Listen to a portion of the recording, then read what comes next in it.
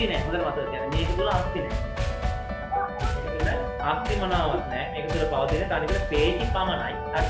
පේජි පමණයි. ඒකට මේක මේ ස්වභාවය පවතින විදිහ තමයි ඉතින් ප්‍රජනන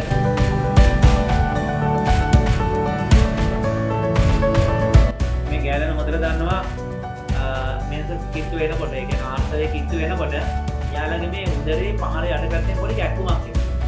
ඒ ගැක්කුම එන්නේ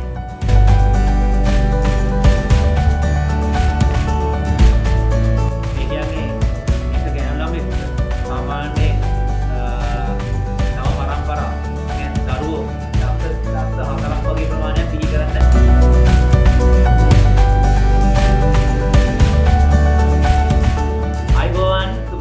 Kewa dulu putar kamu. Hai buruan sir. එහෙනම් දැන් ගන්න පටන් ගමු. කාල වේලා ඉක්මවා ගියා. අනේ මං ඉතා කාරුණිකව ඉල්ලනවා සිරු දෙනාම. හරියට 7 වෙද්දී කනෙක්ට් වෙන්න. මම දැන් මෙච්චර මේ බයිලයක් ගහ හිටියේ. ඔයාලා කට්ටිය එනකම් මම පටන් ගන්නකොට 70 ළමයි හිටියේ. 50 ගණක් ළමයි අඩු නිසා මම මේ කතා කර හිටියේ. හොඳයි. එහෙනම් පටන් ගමු අපි. අද පාඩම අපි ගිය සතියේ කතා කරා මානව ප්‍රජනනය. ඉතින් මානව ප්‍රජනනය යටතේ ගිය සතියේ මම යෝනුදාව කියන්නේ මොකක්ද කියලා කතා කරා. ඉතින් යෝනුදාව ගැන ඔයාලා හොඳටම දන්නවා. මෙතන දැන් මේ වෙලාවේ ඉන්න දරුවෝ පාලා තිරු දෙනවා. මෙතන ළමයින්ගේ 99%ක්ම යෝනුදාවටපත් වෙච්ච අය. හැබැයි ඔය අතර යෝනුදාවටපත් වෙච්ච නැති අය ඇති. ඒක ගැටලුවක් කරගන්න එපා. ඒ කියන්නේ මේ ගෑල්ලා පිළි ළමයි කියලා වෙනසක් නැහැ තිරු දෙනවා. හරි? මේ පිළිමි ළමයින්ට යෝනුදාවටපත් වුණාද කියලා දැනගන්න එයාලගේ ද්විතීයික ලිංගික ලක්ෂණ පහළ වෙන්න ඕනේ. ඒ කියන්නේ එයාලගේ ඔය මූණේ රැවුල වර්ධනය වීම, හරි? කටහඬ ගොරෝසු වීම, මේ වගේ දේවල් තියෙනවා. ඒවෙන් හඳුන ගන්න පුළුවන්. ඒ සමහර අය එහෙම නැති වෙන්න පුළුවන්. ප්‍රශ්නයක් නැහැ. සමහර අය අවුරුදු 16, 17, 18 වගේ කාලය වගේ වෙනකන් යෝනිදාවටපත් වෙන්නේ නැතුව ඉන්නවා. ඒක එක අයගේ සිරුරේ හෝමෝන වල සිදුවන වෙනස් වීම මත සිදුවන දෙයක්. ඒ නිසා ඒක වැඩි ඒ කියන්නේ එච්චර හිතන්න අවශ්‍ය වෙන්නේ නැහැ. හරි? ඊළඟට ප්‍රජනන ක්‍රියාවලිය ගැන තමයි අපි කතා කරගෙන ගියේ. හරි? ප්‍රජනන ක්‍රියාවලිය ගැන කතා කරගෙන ගියේ. ප්‍රජනන ක්‍රියාවලියේදී අනිවාර්යයෙන්ම ප්‍රජනන ෆයිල් එහෙම නැත්නම් ජන්මාණු සෑදෙන්න ඕනේ. ඒකට ජන්මාණු සෑදීමේ ක්‍රියාවලිය දෙකක් තියෙනවා. එකක් තමයි ස්ත්‍රී ප්‍රජනක පද්ධතිය තුළ ස්ත්‍රී ජන්මාණු නිෂ්පාදනය වෙනවා. පුරුෂ ප්‍රජනක පද්ධතිය තුළ පුරුෂ ජන්මාණු නිෂ්පාදනය වෙනවා. මම ගිය සතියේ කියලා දුන්නා පුරුෂ ප්‍රජනක පද්ධතියේ කොටස් ටික. පුරුෂ ප්‍රජනක පද්ධතියේ කොටස් තමයි හරි ප්‍රධානම ඉන්ද්‍රිය තමයි උෂණ. උෂණ තියෙනවා යුගලක්. ඒ කියන්නේ උෂණ දෙකක් තියෙනවා සම් මල්ලක් වගේ කොටසක තුල තමයි සිරුරෙන් බැහැරව මේක තියෙන්නේ. ඒ කියන්නේ පුරුෂ ප්‍රජනක පද්ධතිය සිරුරෙන් බාහිරව අපිට දැක ගන්න පුළුවන්. මෙහෙමයි තියෙන්නේ. පුරුෂ ප්‍රජනක පද්ධතිය සිරුරෙන් බාහිරව තියෙනවා කියන්නේ ඕක අරන් සාක්කු විදාන යන එකක් එහෙම නෙමෙයි. හරිද? බාහිර කොටසක් විදියට බාහිර උපාංගයක් විදියට මේක ශරීරයේ පේන්න තියෙන එකයි තමයි මේ කියන්නේ. හරි? එතකොට ඊට පස්සේ උෂණයන් ගත්තොත් උෂණය අනුකණ්ඩිකා 250කට විතර බෙදලා තියෙනවා. ඒ කියන්නේ මම එදා පාඩට පෙන්නුවා උෂණයක් මේ විදිහට එහෙම හරහාට කපලා බැලුවොත් මෙන්න මේ විදිහට කාමර වගේ බෙදලා තියෙනවා. දැන් අපි මෙහෙම අඳිනකොට කාමර 5-6ක් අඳින්න වෙනවා. හැබැයි ඕක ගත්තොත් එහෙම අපි ඇත්ත උෂණයක් හරහාට කපලා බැලුවොත් එහෙම ඔතන තියෙනවා අනුකණ්ඩිකා 250ක පමණ ප්‍රමාණයක් ඔයා මේවා වෙන් වෙලා තියෙනවා. එතකොට ඔය අනුකණ්ඩිකා 250ක තරම් ප්‍රමාණය තුල ඔය අනුකණ්ඩිකා 250ක තරම් ප්‍රමාණය තුල සුක්‍රදර නාලිකා හරි සුක්‍රාණු නිෂ්පාදනය නේවයි සුක්‍රදර නාලිකා 1000ක් පමණ වගේ ප්‍රමාණයක් තියෙනවා. ඒත් මේ සුක්‍රදර නාලිකා තුල තමයි මාතෘ සෛල නිෂ්පාදනය වීම සිද්ධ වෙන්නේ. සුක්‍රදර නාලිකාව තුල ඒ කියන්නේ මේ අර අනුකණ්ඩිකා ඇතුලේ සිහින් නාල තියෙනවා. මේ සිහින් මෙහෙම නාල තියෙනවා. ওই නාල තමයි සුක්‍රදර නාලිකාව. ඕව තුල තමයි සුක්‍රාණු නිෂ්පාදනය වෙන්නේ. ඒ කියන්නේ ඒක මෙහෙම වෙන්නේ. මේ සුක්‍රදර නාලිකා කර්මයට කපලා බැලුවොත් එයාගේ සුක්‍රාණු මාතෘ සෛල තියෙනවා මේ වගේ බිත්තිය තුළ මෙහෙම තියෙනවා. සුක්‍රාණු මාතෘ සෛල. මේවෙන් තමයි හැදෙන්නේ. බිත්තියේ තියෙන මේ සෛලවල. ඒත් මෙතන ඌනන විභාජනය තමයි සිදු වෙන්නේ. අපි මේවා ඉගෙන ගත්ත කලින්. ඌනන විභාජනය සිදු වෙනවා. හරිද? ඌනන විභාජනය සිදු වෙනකොට දැන් සුක්‍රාණුක ලක්ෂණ ටික මම ඉස්සරහට කියලා දෙන්නම්. දැන් සුක්‍රාණුව අපි අන්වීක්ෂණයෙන් බැලුවොත්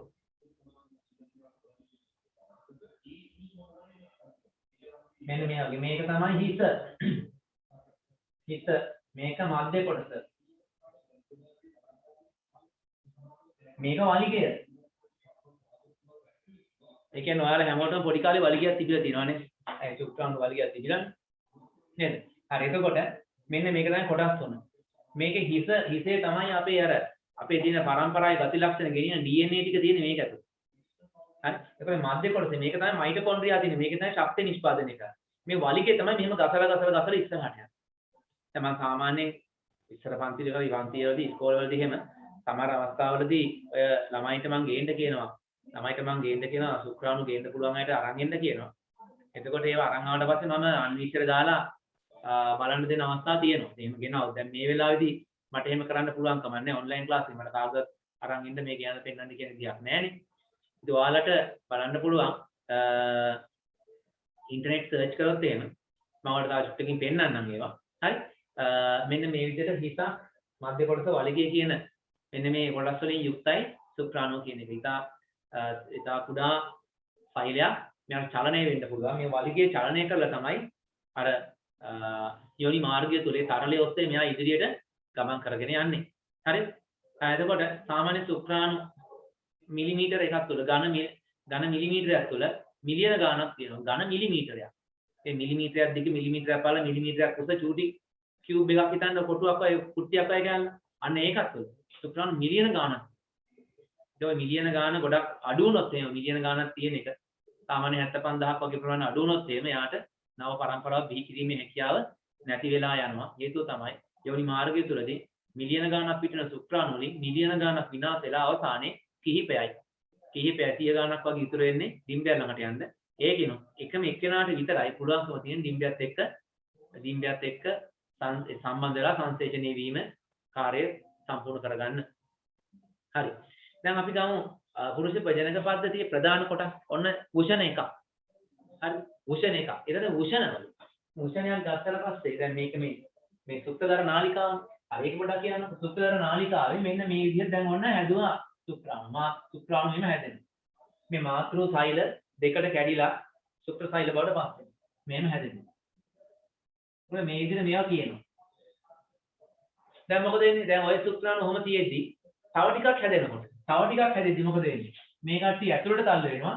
ඊළඟ කට්ටිය මෙතනට එනවා. මේ කට්ටිය එහෙම ඇතුළට තල්ලු වෙලා ඊළඟ කට්ටිය මෙතනට එනවා. දැන් මම මෙතන ඇඳලා පෙන්නන්නම්. මෙහෙම මේ. මෙතන ඊළඟ කට්ටිය.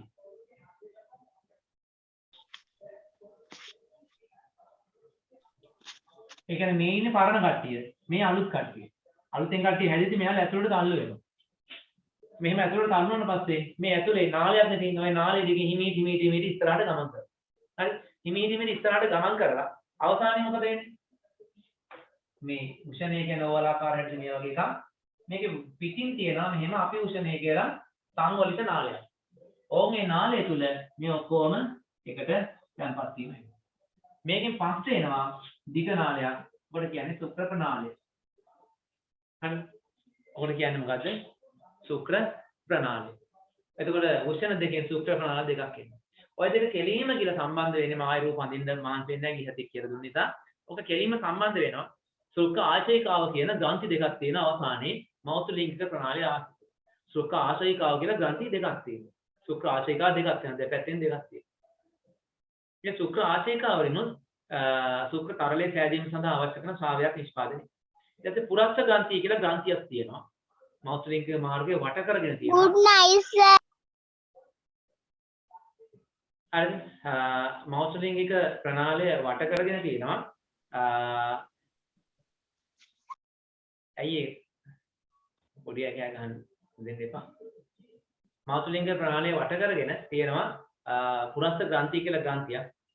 ඊළඟට ඒකත් එක්කම යටින් තියෙනවා කූපර් ග්‍රන්ථිය කියලා ග්‍රන්ථි යුගලක් තියෙනවා. ඔයාලගේ ටියුට් එකේ ඔය රූප සටහන පොඩ්ඩක් පැහැදිලි නැතුව ඇති. මම ඒක ඔයාලට දැන් පෙන්නනවා. හරි ඔයාලට දැන් මේ පෙන්නලා තියෙන්නේ ඔය පුරුෂ ප්‍රජනක පද්ධතියේ ප්‍රධාන කොටස් ටික.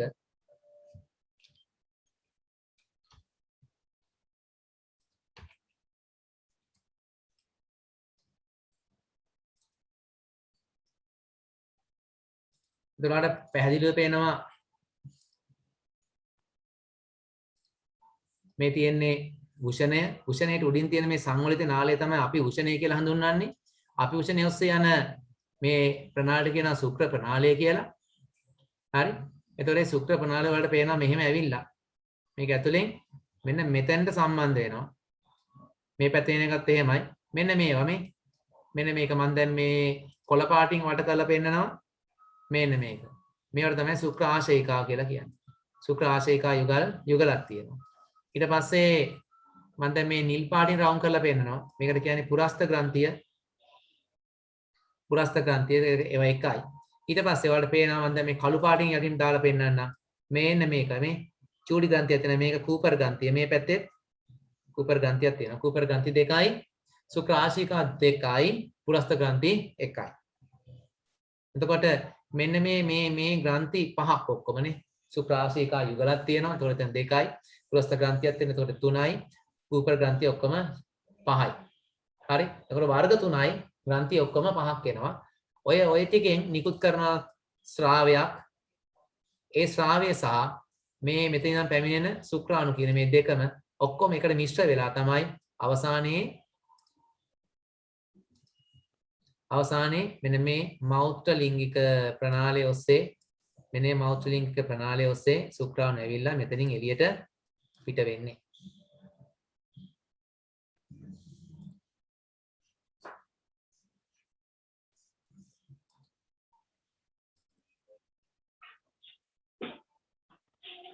right. ඔයාලා ටියුට් එක අරගන්න ඔතන තියෙනවා අපි උෂණය කියන කොට. අපි උෂණය කියන එක දැන් මොනවද පැහැදිලි කරලා තියෙන්නේ. ශුක්‍ර නාල යුගල. ඒකත් තමයි මම පැහැදිලි කරලා ඉවරයි. අනිත් පැත්තේ පිටව ගන්න ශුක්‍ර ආශේයිකා යුගල පුරස්ත ග්‍රන්ථි කූපර් ග්‍රන්ථි යුගල. පැහැදිලි කරලා ඉවරයි. හරිද? එතකොට මේකෙන් මේ හදන තරලය උදව් වෙනවා. මොනවටද මම ඊසතිත් මේක කිව්වා. මේ තරලය තමයි මේ ග්‍රන්ථි ශුක්‍ර ආශේයිකා යුගල පුරස්ත ග්‍රන්ථි කූපර් ග්‍රන්ථි යුගල මේ වයින් නිකුත් කරන ශ්‍රාවය සුදු පැහැති ද්‍රාවයක්. හරි සුදු පැහැති කිරි පාට ද්‍රාවණය කියන්නේ වතුරට පොඩ්ඩක් කිරි දිය කරා වෙන සුදු පාට වගේ සතිය වල පෙන්වන සුක්‍රාණ හරි ඒ ආනේ ඒ සුදු පාට දියරේ ඒ තරලය තුළ සුක්‍ර සෛල මිශ්‍ර වෙලා තමයි සුක්‍ර තරලය කියන එක හැදෙන්නේ. එතකොට මේ සුක්‍ර තරලය බාස්මිකයි හේතුව තමයි යෝනි මාර්ගය කියන්නේ ස්ත්‍රී ප්‍රජනක මාර්ගය තුළ පවතින ආම්ලික ගුණයට ප්‍රතිවිරුද්ධ ගුණයක් ඇති වෙන්න ඕන. එහෙම නැත්නම් සුක්‍රාණු විනාශ වෙනවා. ඒ නිසා තමයි මේක බාස්මික තරලයක් වෙන්නේ. මේ තරලය ඔස්සේ තමයි සුක්‍රාණු පිහිනාගෙන ඉහළට ගමන් කිරීම සිදු වෙන්නේ. ඊළඟ බලමු ශිෂ්ණය. ශිෂ්ණය කියලා කියන්නේ විශේෂිත ඉන්ද්‍රියක්. ශිෂ්ණය කියලා කියන්නේ විශේෂිත ඉන්ද්‍රියක්.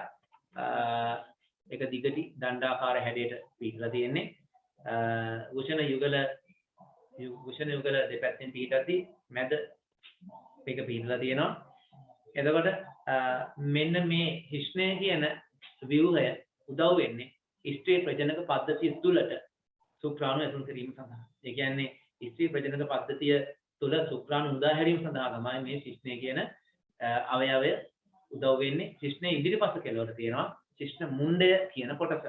ශිෂ්ණ මුණ්ඩය කියන කොටස අපි ඉදා ඉගෙන ගත්තා අධිසංවේදී කොටසක්.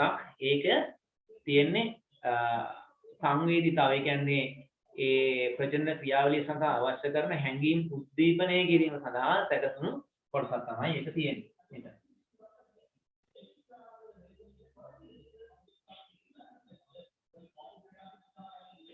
එතකොට අපි මේක ගිසතිත් මම ඔයාලට කියලා දුන්නා. දැන් මම පුරුෂ ප්‍රජනක පද්ධතියේ නිකන් හරස් කඩක් මනදලා පෙන්නන්න.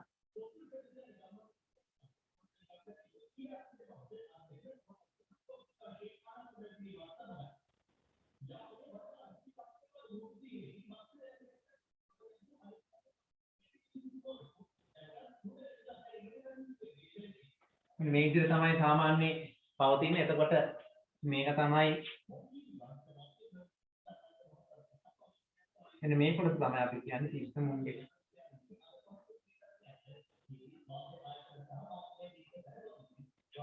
මේක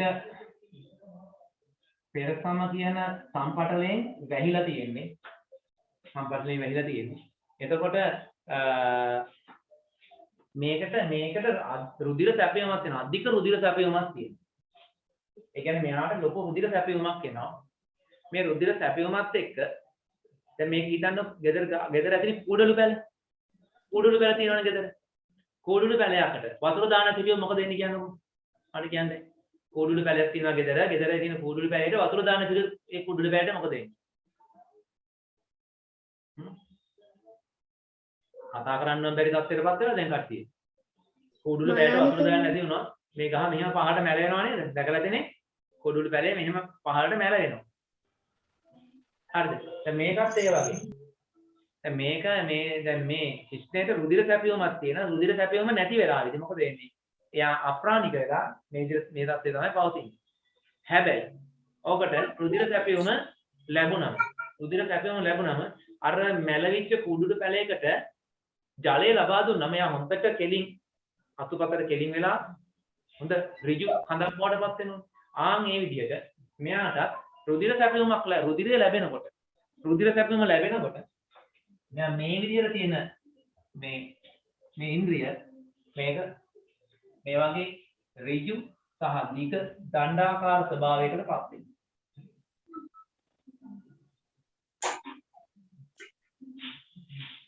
එතකොට ඔකට ලොකු රුධිර සැපයුමක් තියෙනවා. හරි. ඒ කියන්නේ අපේ සිරුරේ සාමාන්‍ය ඉන්ද්‍රියන්ට තියෙනවට වඩා ලොකු රුධිර සැපයුමක් තියෙනවා. රුධිරයෙන් මගින් තමයි මෙයා මේ ඍජු ස්වභාවයට පත් වෙන්නේ. පේශිමය අවයවයක් මේක. අස්ථි නැහැ. හොඳට මතක තියාගන්න. මේක තුල අස්ථි නැහැ. මේක තුල අස්ථි මොනවත් නැහැ. මේක තුල පවතින තනිකර පේශි පමණයි. හරි. පේශි පමණයි තියෙන්නේ. ඒකට මේ ස්වභාවය පවතින විදිහ තමයි ස්ත්‍රී ප්‍රජනක පද්ධතිය තුළට සුක්‍රාණු ඇතුළු කිරීම සිදු වෙන්නේ. හරි. ඒ ටික දැන් තියෙනවා ඔයාලගේ ටියුට් එකේ තියෙනවා. ඒ අදාළ කොටස් ටික තියෙනවා. මේ ඩිස්ප්ලේ එකේ තියෙනවා මේ රුධිරය මගින් දෘಢබව ලබා දෙයි කියලා තියෙනවා. හරි. පුරුෂ ප්‍රජනන පද්ධතියේ පොඩි වීඩියෝ එකක් තිබුණා මතකයි. බලමු මේක තිබුණොත් බලමු. In the scrotum. The primary role of the male reproductive system is to deliver sperm to fertilize an egg in the female. These sperm are produced outside of the body cavity by the testicles, which are located in the scrotum. The scrotum protects and supports the male reproductive organs that are located outside of the body cavity. These include the testicles, epididymis, and vas deferens. The testicles produce about 300 million sperm each day.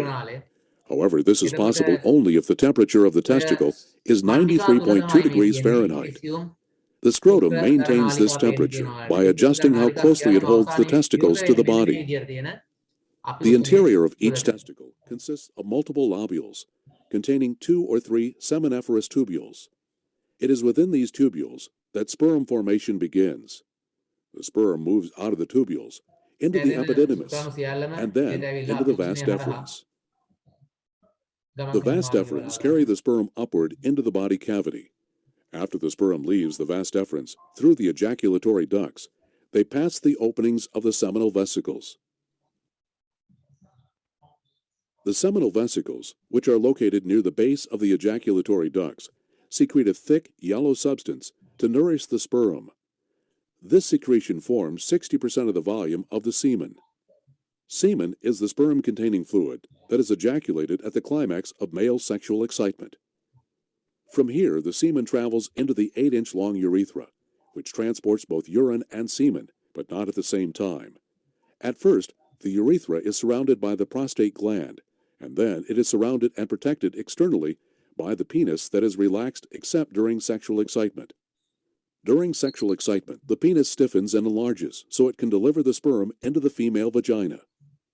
During the expelling of the semen, which is known as ejaculation, the prostate gland secretes a thick alkaline fluid that increases the ability of the sperm to move in the semen. Located just below the prostate gland are the bulbourethral glands. These glands open into the urethra, and, during sexual arousal, they secrete the pre-ejaculate fluid that flushes out any residual urine from the urethra. It also lubricates the urethra to help the sperm pass through. When the male ejaculates into the vagina of the female, the sperm must travel upward through the uterus to fertilize the egg in the fallopian tube.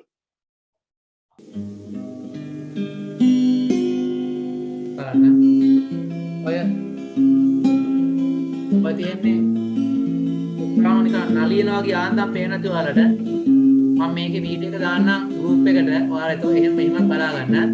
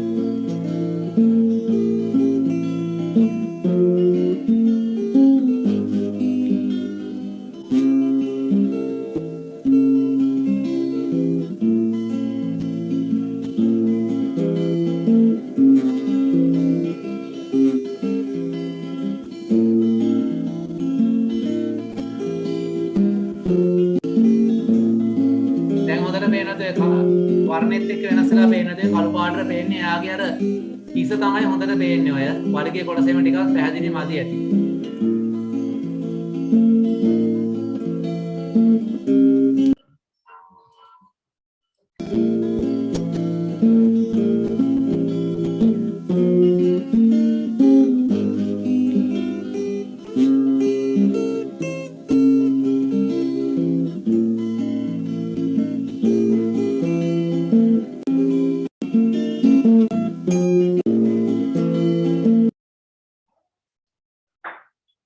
මම මේ උත්සාහ කරේ මේ මම උත්සාහ කරේ ඔයාලට video එක දාන්න පොඩක් පරක්කුණ එකයි එතනට එන්න වීඩියෝ එක 3GP කියන ෆෝමැට් එකෙන් තියෙන්නේ ඒක කන්වර්ට් කරලා දෙන්න ඕනේ මේ ගන්නේ නැහැ මම දැන් try කරේ දෙන්න ඒක සපෝට් කරන්නේ නැහැ WhatsApp වලට මම අනිවාර්යෙන් පන්ති වුණාට පස්සේ ඔයාලට ඒක කන්වර්ට් කරලා ඒ අවශ්‍ය වීඩියෝ ටික WhatsApp group එකට දානවා ඔයාලා ඩවුන්ලෝඩ් කරගන්න හරි එහෙමනම් අපි බලමු පුරුෂ ප්‍රජනක පද්ධතියේ ක්‍රියාකාරීත්වය දැන් අපි සටහන ලියා ගන්න ඕනේ. හරි ඔයාලා පෙරලා ගන්න 29 වෙනි පිටුව.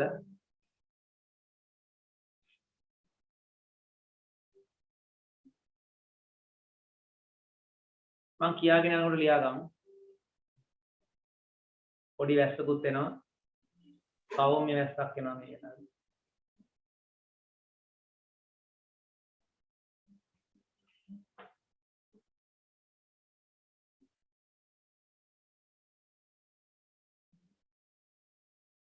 මේක තියෙනවා පුරුෂයෙකු වැඩි විට පැමිණීම සමග සුක්‍රාණු ජනනය ආරම්භ වේ. right?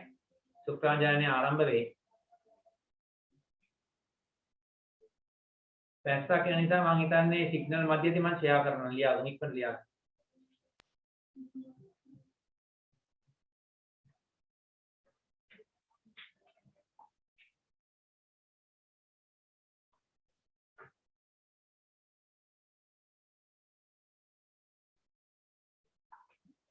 එතකොට පුරුෂ ප්‍රජනන පද්ධතියේ ප්‍රධාන කාර්ය තුනයි. හොඳට මතක තියාගන්න. පුරුෂ ප්‍රජනන පද්ධතියේ ප්‍රධාන කාර්ය තුනයි. පළවෙනි තමයි සුක්‍රාණු නිෂ්පාදනය කිරීම. හරිද? ඊළඟ දෙවෙනි කාර්යය සුක්‍රාණු නිෂ්පාදනය කරලා නිකන් තියෙන වැඩක් නැහැ. ඒක ස්ත්‍රී ප්‍රජනන පද්ධතිය තුළට ඇතුළු කිරීම කරන්න. එහෙනම් දෙවෙනි වැඩේ ස්ත්‍රී ප්‍රජනන පද්ධතිය තුළට ඇතුළු කිරීම. ඊළඟට තුන්වෙනි කාරණය තමයි අනිවාර්යයෙන් වෙන්න ඕන දෙයක් තමයි පුරුෂ හෝමෝන. ඒ කියන්නේ ටෙස්ටොස්ටෙරෝන් කියන හෝමෝනේ. ටෙස්ටොස්ටෙරෝන් හෝමෝන ඔයාලගේ ටියුට් එකේ ඔක දාලා තියෙනවා. හොඳට මතක තියාගන්න. පිරිමින්ගේ ද්විතීයික ලිංගික ලක්ෂණ පහළ කිරීම සහ පවත්වා ගැනීම කියන දෙකම සිදු වෙන්නේ මේ ටෙස්ටොස්ටෙරෝන් කියන හෝමෝනය මගින්. ඒක වෘෂණ මගින් තමයි නිෂ්පාදනය කිරීම සිදු කරන්නේ. එතකොට පුරුෂයෙක් පිරිමි ළමයෙක් වැඩි විරපත් වෙච්ච දිනේ සිට කවදා හෝ මරණයට පත් වන දිනය දක්වා. හරිද? පිරිමි ළමයෙක් වැඩි විරපත් වෙච්ච දවසේ ඉඳන් මරණයට පත් වන දිනය දක්වාම ඒ කියන්නේ වයසට ගිහිල්ලා 100 කෙනෙක් වෙලා ඒ වගේ වයසට යන තුරුම මේ නොකඩවා ටෙස්ටොස්ටෙරෝන් හෝමෝන නිෂ්පාදනය වීම සිදු වෙනවා. ඒක දිගටම සිද්ධ වෙනවා. කාන්තාවන් තුළ ඒක සිද්ධ වෙන්නේ නැහැ. එහෙම වෙන්නේ යාළගේ හෝමෝන යම් කාලයකදී හෝමෝන නිෂ්පාදනය වීම නතර වෙලා ආර්ථව හරණය වෙනවනේ. හැබැයි පිරිමි කෙනෙකුගේ එහෙම නැහැ. එයාට තම ජීවිත කාලය පුරාම තම වර්ගය භෝග කිරීමේ හැකියාව පවතිනවා. ඒක අතරමඟ නතර වෙන්නේ අවුරුදු 100ක් 110ක් ගියා. එයාට කායික ශක්තිය තියෙනවා නම් තම වර්ගය භෝග කිරීමේ හැකියාව පවතිනවා. හරි? ඒකට පුරුෂ ප්‍රජනන පද්ධතියේ ප්‍රධාන කාර්යයන් තුනයි. සුක්‍රාණු නිෂ්පාදනය කිරීම, ඊට පස්සේ එම සුක්‍රාණු ස්ත්‍රී ප්‍රජනන පද්ධතිය තුළට ඇතුළු කිරීම, තුන්වෙනි එක තමයි ටෙස්ටොස්ටෙරෝන් හෝමෝනය නිෂ්පාදනය කිරීම. එතකොට සුක්‍රාණුක රූප තරම මම ඉස්සරහදලා පෙන්නවා. දැන් ඔයාලගේ ටියුට් එකේ තියෙනවා බලන්න පුළුවන් හිස ගෙල කොටස ඊළඟ මධ්‍ය කොටස සහ අන්තිමට වලිගය. කියන මෙන්න මේ ප්‍රධාන කොටස් තුනයි. ගෙල කියන කොටසක් විතරක් ගලගන්නේ. හිස කියන එක කොටසක් මධ්‍ය කොටස එකක් වලිගය එකක්. ඒකවල හිස සහ මධ්‍ය කොටස සම්බන්ධ ස්ථානය තමයි අපි ගෙල කියලා මේ නම් කරලා තියෙන්නේ. හරි. ඊළඟ බලමු අපි ස්ත්‍රී ප්‍රජනක පද්ධතිය. ස්ත්‍රී ප්‍රජනක පද්ධතියේ පැටි පෙනුමක් ඔයාලට රූපසටහන දීලා තියෙනවා. එතකොට ස්ත්‍රී ප්‍රජනක පද්ධතිය මෙන්න මේවා තමයි ප්‍රධාන කොටස්. එකක් තමයි පැලෝපිය, එකක් තමයි ඩිම්බකෝෂ යුගල. ඊට පස්සේ පැලෝපිය නාල යුගල. හරි දෙක තියෙනවා. ඩිම්බකෝෂ යුගලක් තියෙනවා. පැලෝපිය නාල යුගලක් තියෙනවා. ඔන්න කොටස් දෙකයි. ඊට පස්සේ ගර්භාෂය තියෙනවා. ගර්භාෂයට පස්සේ තියෙනවා ඒකත් එක්කම ඊට පස්සේ තියෙනවා යෝනි මාර්ගය. ඔන්නේ කොටස් ටික තමයි ප්‍රධාන වශයෙන් තියෙන්නේ. එතකොට ඔයාලගේ ටියුට් එක අනිත් පැත්ත හැරෙවොත් එහෙම ප්‍රධාන කොටස් ටික අපිට ඔන්න පාඩියක් බලා ගන්න පුළුවන්. මම මේ කොටස් ටික බෝඩ් එකේ ඇඳලත් මම නම් කරනවා. නම් අඳින විදිය අපි බලා ගමු දැක්කයි නේද? ඒ අතර ඊට කලින් මම ඔයාලට මේකේ තියෙන කොටස් ටික සම්පූර්ණයෙන් විස්තර කරන්නම්. මම ඔයාලට රූපයක් ෂෙයා කරලා ඉවරලා ඒ රූපය ෂෙයා කරලා මම ඔයාලට ඒක විස්තර කිරීම සිදු කරන්නම්. හරි?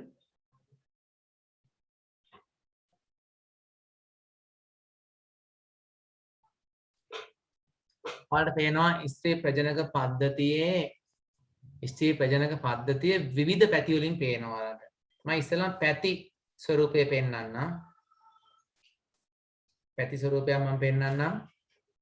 මේක තමයි ඔයාලට ඔය ඔයාලගේ ටියුට් එකේ දකින්න ලැබෙන්නේ. එතකොට මේ කොටසේ ඔයාලට මෙන්න මේ විදිහට මෙන්න මේ දඟර වෙච්ච මෙන්න මේ කොටසක් පේනවා. ඔයාලා ටියුට් එකේ තියෙනවා මෙන්න මේ කොටසනේ. මෙන්න මේක. ඕක තමයි පැලෝපිය නාල කියලා අපි හඳුන්වන්නේ. හරිද? ඔය පැලෝපිය නාලය. එතකොට ඒක මැද මෙන්න මේක තමයි ඩිම්බ කෝෂ. එකයි පේන්නේ. ඩිම්බ කෝෂ. එතකොට මේ ඇකිලිලා තියෙන මෙන්න මේ කොටසට අපි කියනවා ගර්භාෂය. ඔක තමයි ගර්භාෂය. හරිද? එතකොට මෙන්න මේ කොටස තමයි මුත්‍රාශය. මේ ටික තමයි මුත්‍රාශය. ඔක තමයි මුත්‍රාශය. හරි? ඊළඟට මෙන්න මෙතන මේ චූටි සිදුර මේ එළියට එන්නේ. ඔක තමයි මුත්‍ර මාර්ගය සහ මෙතන ඉදිරි කොටස මේ ටික තමයි මුත්‍ර විවරය. බාහිර මුත්‍රා පිට වෙන්නේ ඔතනින්.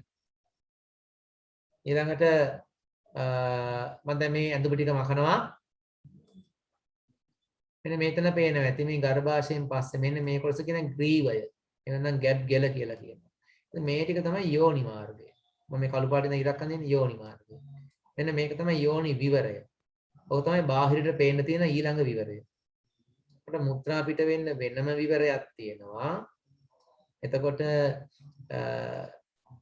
ප්‍රජනක පද්ධතිය ආශ්‍රිතව වෙනම විවරයක් තියෙනවා. දැන් පිරිමි අයගේ ඔහොම දෙකක් තිබ්බේ නැහැ. පිරිමින්ගේ තිබුණේ මෞත්‍ර ලිංගික ප්‍රණාලයක්. ඒ කියන්නේ මුත්‍රා පිටවීම සහ ශුක්‍රාණු පිටවීම කියන දෙකම එකම තැනින් සිදු වුණේ. ඒ වුණාට ස්ත්‍රී ප්‍රජනක පද්ධතිය එහෙම නැහැ. ඒක වෙනම විවර දෙකක් එයාලට පිළිහිටනවා. ඒතර ඔයාලට පේනවාද මෙන්න මේ කොටසක් තියෙනවා. මේක මොකක්ද? මේක තමයි එයාගේ මහා අන්ත්‍රය කියන ආහාර මාර්ගය. ආහාර මාර්ගය මේ තියෙන්නේ. ආහාර මාර්ගය. එතකොට මේ ටික මේ අවසාන ටික මේ කොටස ගුදය. මේ කොටස ගුදය. ඔකේ තමයි ආහාරයේ අපද්‍රව්‍ය කියන්නේ මල తాවකාලිකව තැම්පත් වෙන්නේ ඔතන. ඊළඟට මේක තමයි ගුද විවරය. එතෙන් තමයි මල පහ කිරීම පිට කිරීම සිදු වෙන්නේ. හරි. ඒ තියෙන්නේ පැති පෙනුමක්. අපි ඊළඟට බලමු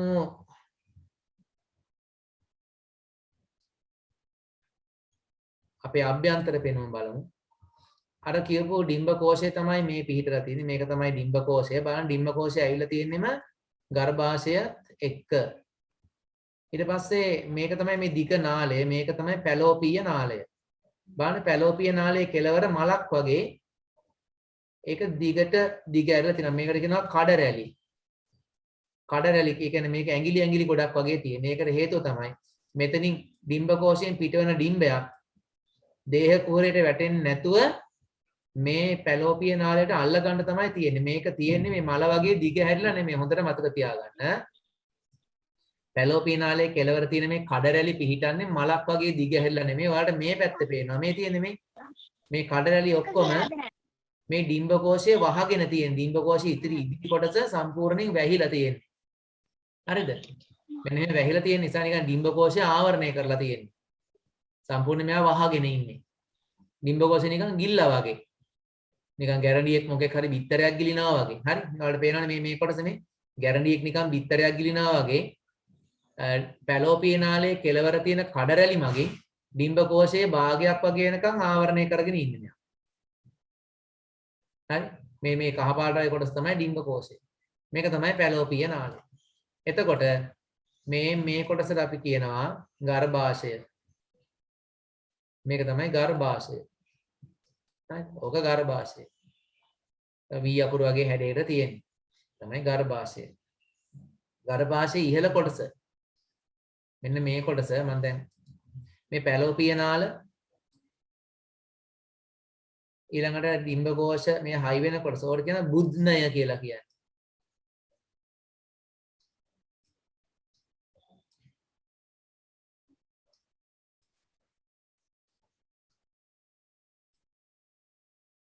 බුද්ධනය මේ යයන නිකන් දියන්න වගේ වෙන. මේ කොටසට කියනවා මේ ඉස්සරහා මේ පැලෝපිය නාල සම්බන්ධන මෙන්න මේ කොටස් මේ ටික තියෙන ඕම් ඔය කොටස කියනවා බුද්ධනය කියලා කියන්නේ. මතක තියාගන්න ඒවා. ටියුට් එකේ දෙනවා ලියන්න. බුද්ධනය කියලා කියන ඒ ටිකට. ඊළඟට මෙන්න මේ කොටස තමයි ග්‍රීවය කියලා කියන්නේ මෙන්න මේ ටික. ග්‍රීවය. ඒ කියන්නේ මෙතනින් ගර්භාෂය ඉවරයි. හරි? මෙන්න මේ කොටසත් එක තමයි ග්‍රීවය කියලා කියන්නේ. ගර්භාෂය උතනින් ඉවරයි. උතනින් එහාට මෙන්න මේ පහළ කොටස තමයි අපි කියන්නේ යෝනි මාර්ගය. යෝනි මාර්ගය. මේ ටික තමයි යෝනි මාර්ගය. හරිද? එතකොට මෙන්න මේ ග්‍රීවය කියන කොටසින් මේ ගර්භාෂය මෙතන නිකන් මේ දොරක් වගේ ලොක් එකක් වගේ. හරි? මෙතනින් හැම වෙලාවෙම ද්‍රව්‍ය යෝනි මාර්ගෙ දිගේ උඩට එන ද්‍රව්‍ය හැම වෙලාවෙම උඩට අරන් යන්නෙත් නැහැ. ඇතුලේ තියෙන එළියට එන්නේ නැතෙන මෙතන මේක ටිකක් වහගෙන තියෙන තැනක් වගේ මෙතන. දැන් ගොඩක් වෙලාවට අහලා තියෙන්නේ ගැප් ගල පිළිකා හැදෙනවා කියලා කියනවා කාලයක් යනකොට නේ ගහනවා. ඒකට ඔය කොටසේ තමයි ඇති වෙන්නේ. එහෙම වුණාම ඉතින් සම්පූර්ණයෙන් ගර්භාෂයම අයින් කරන්න වෙනවා. හරි? ඊළඟට මේ කොටස මේක තමයි යෝනි මාර්ගය කියලා කියන්නේ. එතකොට ප්‍රජනන ක්‍රියාවලියේදී හොඳට අහගන්න. ප්‍රජනන ක්‍රියාවලියේදී පුරුෂ ප්‍රජනක පද්ධතිය කියන්නේ ශිෂ්ණය ඇතුළු කිරීම සිදු වෙන්නේ මේ කොටසට විතරයි. හරිද? මේ ග්‍රීවයේ ඉහළට යන්නේ නැහැ. මේ කොටස තමයි මේ ශිෂ්ණය ඇතුළු වෙන්නේ. එතකොට මේ කොටස තුල තමයි ශුක්‍රාණු මුදා හැරෙන්නේ. ඒක යෝනි මාර්ගය තුල තමයි ශුක්‍රාණු මුදා හැරෙන්නේ. යෝනි මාර්ගය තුල ශුක්‍රාණු මුදා හැරුණාට පස්සේ තමයි මෙතනින් එහාට ඒවා පිහිනගෙන යන්න පටන් ගන්න. එතකොට ඔය කොටස් සියල්ලම තියෙන්නේ ස්ත්‍රී ප්‍රජනක පද්ධතියේ ශරීරය තුල මේ සිරුර තුල ගර්භාෂය, ඩිම්බ කෝෂ, පැලෝපිය නාල ඒ සියල්ලම පවතින්නේ ප්‍රජනක පද්ධතියේ සියලුම කොටස් පවතින්නේ ශරීරය තුල. අපිට බාහිර පේන්නේ නැහැ. බාහිර අපිට පේන්න තියෙන්නේ මෙන්න මේ විදිහට. බාහිර අපිට පේන්න තියෙන්නේ මේ විදිහට මුත්‍රා විවරය තියෙනවා. මුත්‍රා විවරයට පහලින් යෝනි විවරය තියෙනවා. ඊටත් පහලින් තියෙනවා ගුද විවරය. ඔය ටික විතරයි අපිට බාහිරට පේන්න තියෙන්නේ. එතකොට මෙන්න මේ කොටස තියෙනවා. මතකද අර පිරිමියාගේ අපි කිව්වා ශිෂ්ණ මුණ්ඩේ කියලා කොටසක් තියෙනවා අධිසංවේදී කොටස. ආන් ඒහා සමානව අධිසංවේදී කොටසක් තමයි මේක භගමනීය කියලා අපි හඳුන්වන්නේ ඔක. ඔයිට අමතරව මේක ඇතුළෙත් තව ඒ වගේ සංවේදී කොටස් පවතිනවා. ඒවා වැඩි විස්තර අවශ්‍ය වෙන්නේ නැහැ සාමාන්‍ය පෙරට. ඔය ටික දැනගත්තම ඇති.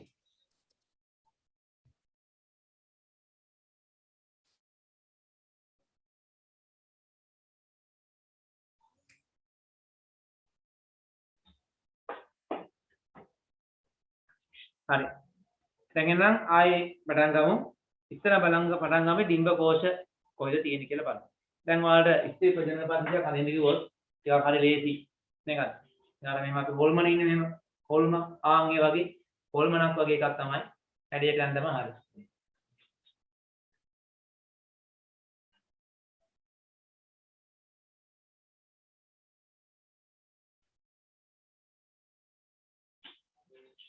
හොඳයි. එතකොට මේ උදර පුවරේ ශ්‍රෝණි පෙදෙසේ තමයි පාර්ශ්වයක බිත්තිය වලට ආසන්නව ඩිම්බ කෝෂය උගල පිහිටලා තියෙන්නේ. හරි. උදර කෝෂයේ ශ්‍රෝණික කොටස. ඒ කියන්නේ උදරේ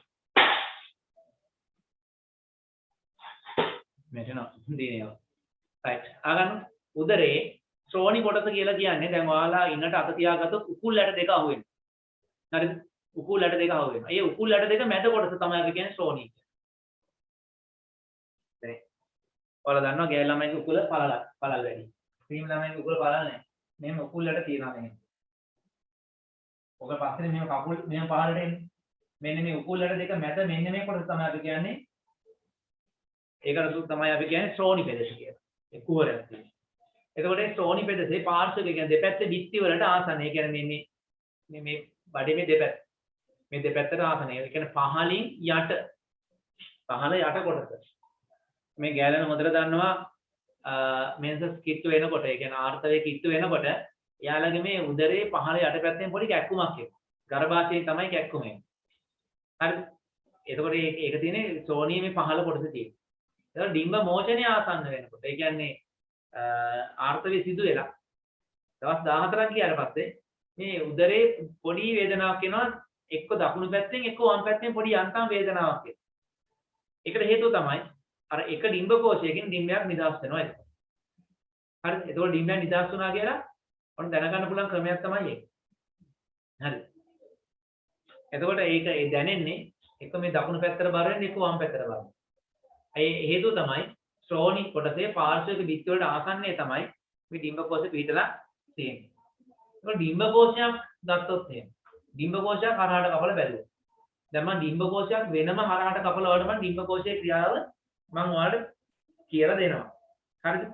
ඉස්සේ ප්‍රජනන පද්ධතියේ ක්‍රියාව කියලා ඊළඟ කොටසේ තියෙනවා. ඒකෙදි මම ඩිම්බ කෝෂය හරහාට කපලා මම හරහාට කපපු රූප සටහනක් එක්ක මම ඔයාලට පෙන්නනවා. එතකම මතක තියාගන්න ඩිම්බ කෝෂයක හරිද බාහිකය හා මජ්ජාව කියලා කොටසක් තියෙනවා. බාහිකය කියන්නේ ඩිම්බ කෝෂයේ රාමයට කැපුවා මතකද අපි උක්කේ එහෙම කපලා බැලුවා. උක්කේ බාහිර කොටස තමයි බාහිකය කිව්වේ. මැද කොටස තමයි මජ්ජාව කිව්වේ.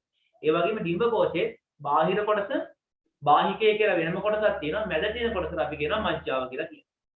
හරිද? එතකොට මේ ඩිම්බ කෝෂයේ තුල තියෙනවා සියුනිකා කියලා ඉතා කුඩා සෛල විශේෂයක්. මතකනේ අර සුක්‍රා නිෂ්පාදන මාතෘ සෛල අන්තරාල සෛල කියලා කොටසක් තිබ්බා. ගන්න අනිත් පැත්තේ පෙරලා බැලුවොත් එහෙම සුක්‍රාණු සෛල හැදෙන තැන තිබ්බ අන්තරාල සෛල කියලා. ආන්නේ වගේ ඩිම්බ කෝෂය තුළ තියෙනවා ඩිම්බ සියුනිකා කියලා જાතියක්.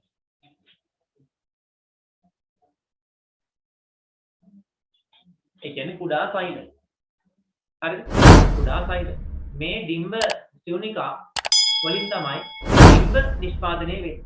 මේ ඩිම්බ සියුනිකාවක් ටික ටික පරිණත වෙලා ඒ කියන්නේ අපි කියන අපේ වචනේ කියන මෝරනවා. හරිද? මෝරනවා. මෝරල ඉවරලා මේ අවසානයේ ඩිම්බයක් මෝචනය කරනවා. ඒ ඩිම්බය ක්‍රමක්‍රමයෙන් පරිණත වෙන අවධි ටික මම ඩිම්බ කෝෂය සම්බන්ධ ඉතුරු කොටසේ මම කියලා දෙනවා. හරි? එතකොට මේ ඩිම්බ සියුනිකා වලින් තමයි ඩිම්බ නිෂ්පාදනය වීම සිදු කරන්නේ. එතකොට මුලදීම අපි මේ සියුනිකාට කියන ප්‍රාථමික සියුනිකාව.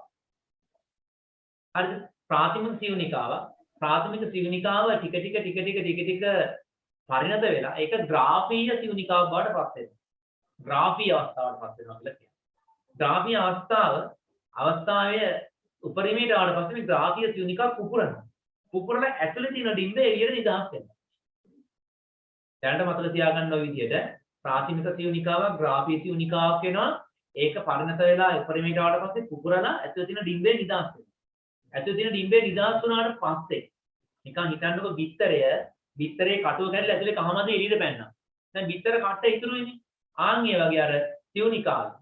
හරිද? ඒකේ සියුනිකාවේ ඉතුරු ටික තියෙනවනේ. ඒක පීත දේහය කියන කොටසක් බැරින කහ පාට කොටසක් බවට පත් වෙන එක පීත දේහය කියලා කියනවා.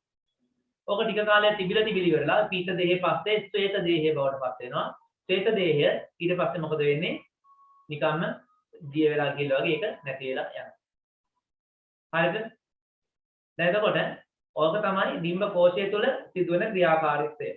අපි ඩිම්බ කෝෂය තුළ සිදුවන ක්‍රියාකාරීත්වය ලියාගෙන ඉන්නත් පැරෝකිනායට යමු.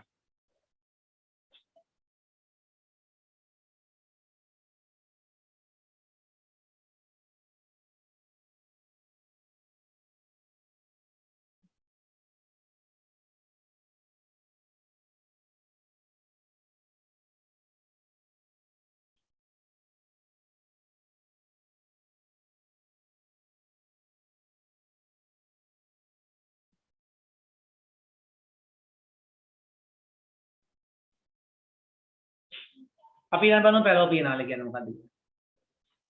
පැලෝපිය නාලය කියන්නේ මොකක්ද කියලා බලමු. මේව දෙයක් තියෙනවා. දැන් මෙතනින් දැන් මේ ඩිම්බකෝෂ කීයක් තියෙනවද? එකට ඩිම්බකෝෂ කීයක් තියෙනවද? දන්නේ? මේ පැත්ත එකයි මේ පැත්ත එකයි. කීයක් තියෙනවද? දෙකක් තියෙනවා. බඩ උෂණ දෙකක් තිබ්බා වගේ ඉස්තින්ට ඩිම්බකෝෂ දෙකක් තියෙනවා. හරි? දැන් මේ ඩිම්බකෝෂ දෙකෙන් එකකින් එක වරකට එකයි හරි. එකපාර දෙකකින් නිකුත් වෙන්නේ නැහැ. සමහරට කලාතුරකින් වෙන්න පුළුවන්. එනකට සාමාන්‍යයෙන් එකකින් එකවරට එකයි. මෙයාගෙන් අද මෙයාගෙන් ඊළඟ දවසේ මෙයාගෙන්. මාරි මාරු නිකුත් වෙනවා. දැන් මෙතන ඩිම්බයක් නිකුත් වුණා කියලා නේද? උදර කුහරය තුළ නිකන් මේක එළියට වැටෙන්න පුළුවන්. උදර කුහරය තුළ නිකන් මේක එළියට වැටුණොත් මොකද වෙන්නේ? එහෙම වුණොත් එහෙම ඒක නිකම්ම උදර කුහරය තුළ එළියට වැටිලා ඒක ටික දවසක් තියලා මිය ගිහිල්ලා එහෙම දේහයට අවශෝෂණය වෙලා යනවා. එච්චරයි. ඒතකොට ඒකෙන් තියෙන අවාසිය මොකද්ද? අවාසිය තමයි ඩිම්බය නිකුත් වෙන්නේ නව ජීවිය බිහි කරන්නේ. මේ ජීවිය බිහි වෙන්නේ. දැන් එහෙම තියෙනවා. සමහර අයට ඔය වගේ ප්‍රශ්න තියෙනවා. බබාලා හම්බ වෙන්නේ නැහැ. හරි? බබාලා හම්බ වෙන්නේ නැහැ. ඊට පස්සේ දැන් ડોක්ටර්ස්ලා බලනවා චෙක් කරලා ස්කෑන් කර කර බලනවා. ඒ බලද්දි සමහරවිට අහු වෙනවා පැලෝපිය නාලයේ කෙළවර තියෙන කඩ රැලි වලින් ඩිම්බකෝෂ ආවරණය කරන ඩිම්බකෝෂ වල පැත්තට ගිහින්. හරි? එකම නෙමෙයි දෙකම පැත්තට ගිහින්. එහෙම වුණොත් මොකද වෙන්නේ? දෙකම පැත්තට ගියොත් එහෙම දෙකෙන්ම එන්නේ නැහැ. එතකොට ඔපරේෂන් කරලා මේක නිවැරදිව ස්ථානගත කිරීම කරන්න ඕනේ. එතකොට හරියන්නේ. දැන් මේ කඩ රැලි මගින් කරන්නේ මොකද්ද? මේ කඩ රැලි මගින් ඩිම්බකෝෂයේ දැන් ඩිම්බ මෝෂණය වෙනකොට මේක ඔක්කොම මේ වහගෙන තියෙන්නේ. දැන් මම මේක ඩිම්බකෝෂය න ะ. හරි? මේක කඩ රැලි ටික. මේක මෙහෙම වහගෙන ඉන්නේ. ඩිම්බයන් නිකුත් මේ කඩ රැලි මෙහෙම නිතරම මෙහෙම චලනය වෙනවා. සියුම් චලනයක් තියෙනවා. කඩ රැලි මේක අල්ල ගන්නවා. අල්ලගත්තට පස්සේ මොකද වෙන්නේ? අර ඩිම්බය මේක ඇතුලේ නිදහස් වෙලා යන්නේ කොහාටද? මේ පැලෝපිය නාලය තුලට යනවා. පැලෝපිය නාලය තුල තියෙනවා සියුම් කෙඳි වගේ જાතියක්. කෙඳි කියන්නේ මේ රෝම වගේ එහෙම නෙමෙයි තියෙන්නේ. සියුම් කෙඳි වගේ අර ආමාශය අර ආහන ජීවිතයේ අඟුලිකා තිබුණේ ආන් වගේ සියුම් කෙඳි වගේ කොටසක් තියෙනවා. ඒ වගේ සිදුවන ක්‍රමානුකූල චලිතයක්. එයා ලක්ෂණ එක පැත්තට එහෙම චලනය වෙනවා. ඒ චලනය වීම නිසා මොකද වෙන්නේ? මේ ඩිම්බය මේ පැලෝපිය නාල දිගේ මෙහෙම ඉහළට එනවා. ඒක සාර්ථක ලෙස ඩිම්බ සංශ්ලේෂණයක් වෙන්න ඕනේ. ඒ කියන්නේ ගැටි ගැනීමක් ඇතිවීම සඳහා සාර්ථක ලෙස ඩිම්බයක් සංශ්ලේෂණය වෙනවා නම් මෙන්න මේ කොටස් ටිකේ තමයි සංශ්ලේෂණය වෙන්නේ. ඔය ටිකේ. ඒ කියන්නේ ඩිම්බයක් නිකුත් වෙලා මුල් කාලයේදී ඩිම්බයක් නිකුත් වෙලා දවස් දෙකක් ඒ කියන්නේ ඩිම්බයක් නිකුත් වුව මොහොතේ ඉඳලා දවස් 3-4ක් වගේ කාලය තුල දවස් 3-4ක් වගේ කාලය තුල මේ ඩිම්බේ සංශ්ලේෂණය වුණොත් සාර්ථක ලෙස ගැටි ගැනීමක් සිදු වෙනවා. හැබැයි එහෙම නොවුනොත් පස්සේ මෙහාට එනකොට අපිට මේ හරිය සංශ්ලේෂණය වෙනවා. සමහර සංශ්ලේෂණයලා කලලේ හැදෙන්න වගේ උත්සාහ කරලා කලලේ විනාශ වෙලා යන්න පුළුවන්. ගබ්සාවක් විදිහට එකයින් එලා යන්න පුළුවන්. හරි?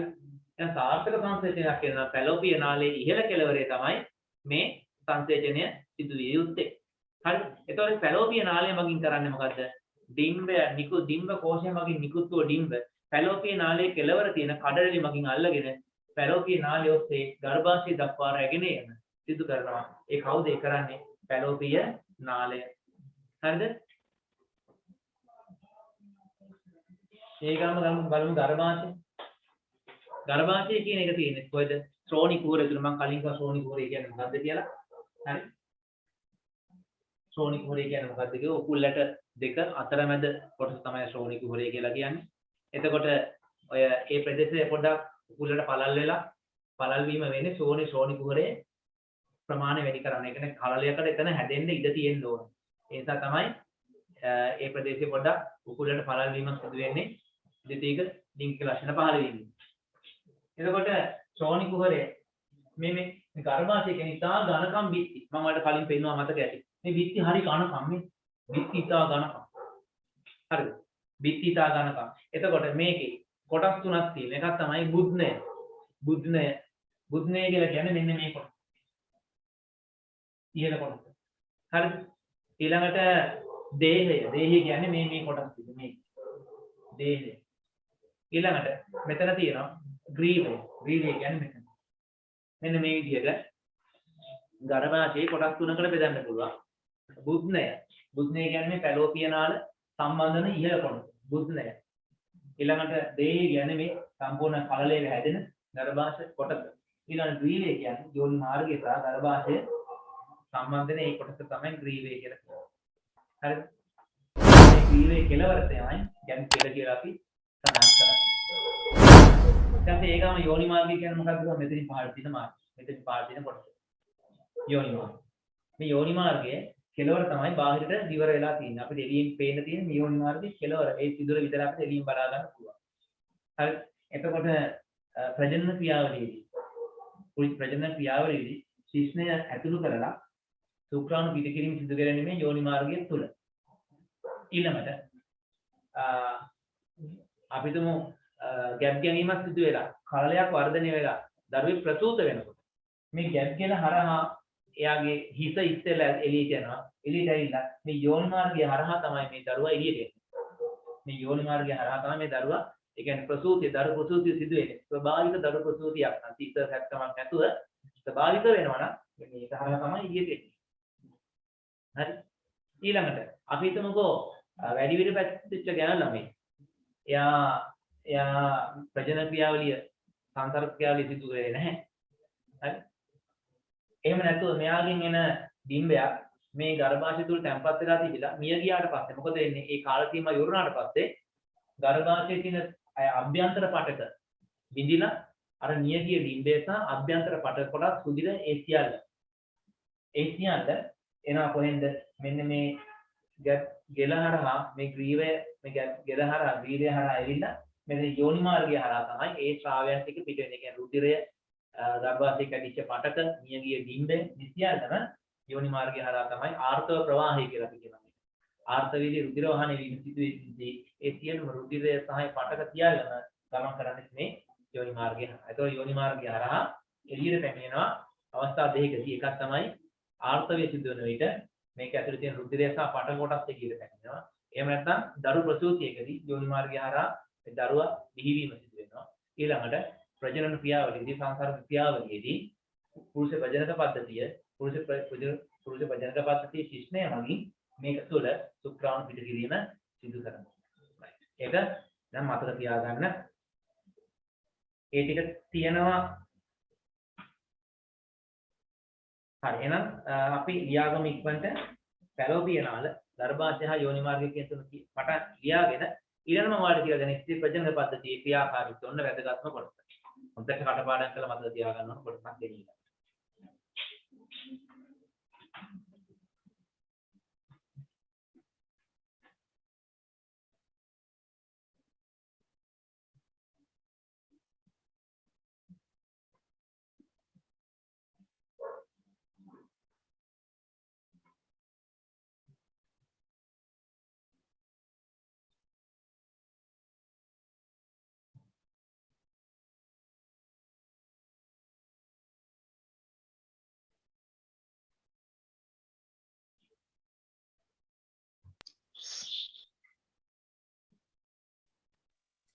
හොඳයි.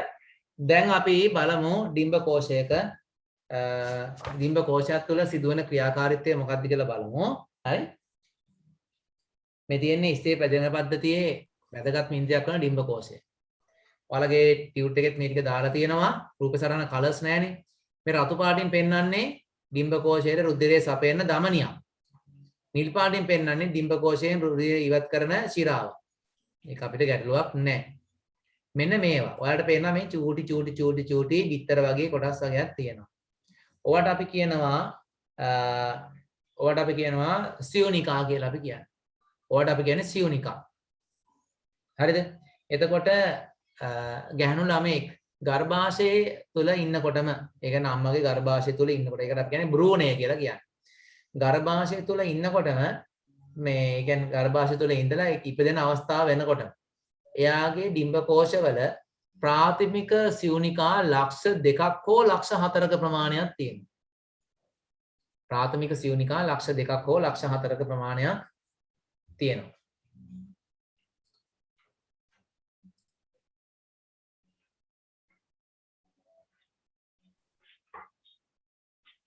හරි. ඒ කියන්නේ මෙහෙම. දැන් ගෑල් ළමෙක් ඉපදෙන්න කිට්ටු වෙනකොට ඒ කියන්නේ එයා ගර්භාෂය තුළ අම්මගේ ගර්භාෂය තුළ එයාගේ කාලය එයා වර්ධනය වෙලා අවසන් වෙලා මාස 9 සම්පූර්ණ වෙනකොට දැන් මෙයා උපතට ආසන්න වෙනවනේ. ආන් මේ කාලය වෙනකොට ඒ වෙන උපත සිදු වෙන විට එතකොටත් එයාගේ ශරීරය තුළ ඩිම්බ කෝෂ පිහිටනවනේ. ඒ එක ඩිම්බ කෝෂයට සියුනිකා ලක්ෂ 2ක් හෝ ලක්ෂ 4ක තරම් ප්‍රමාණයක් පවතිනවා.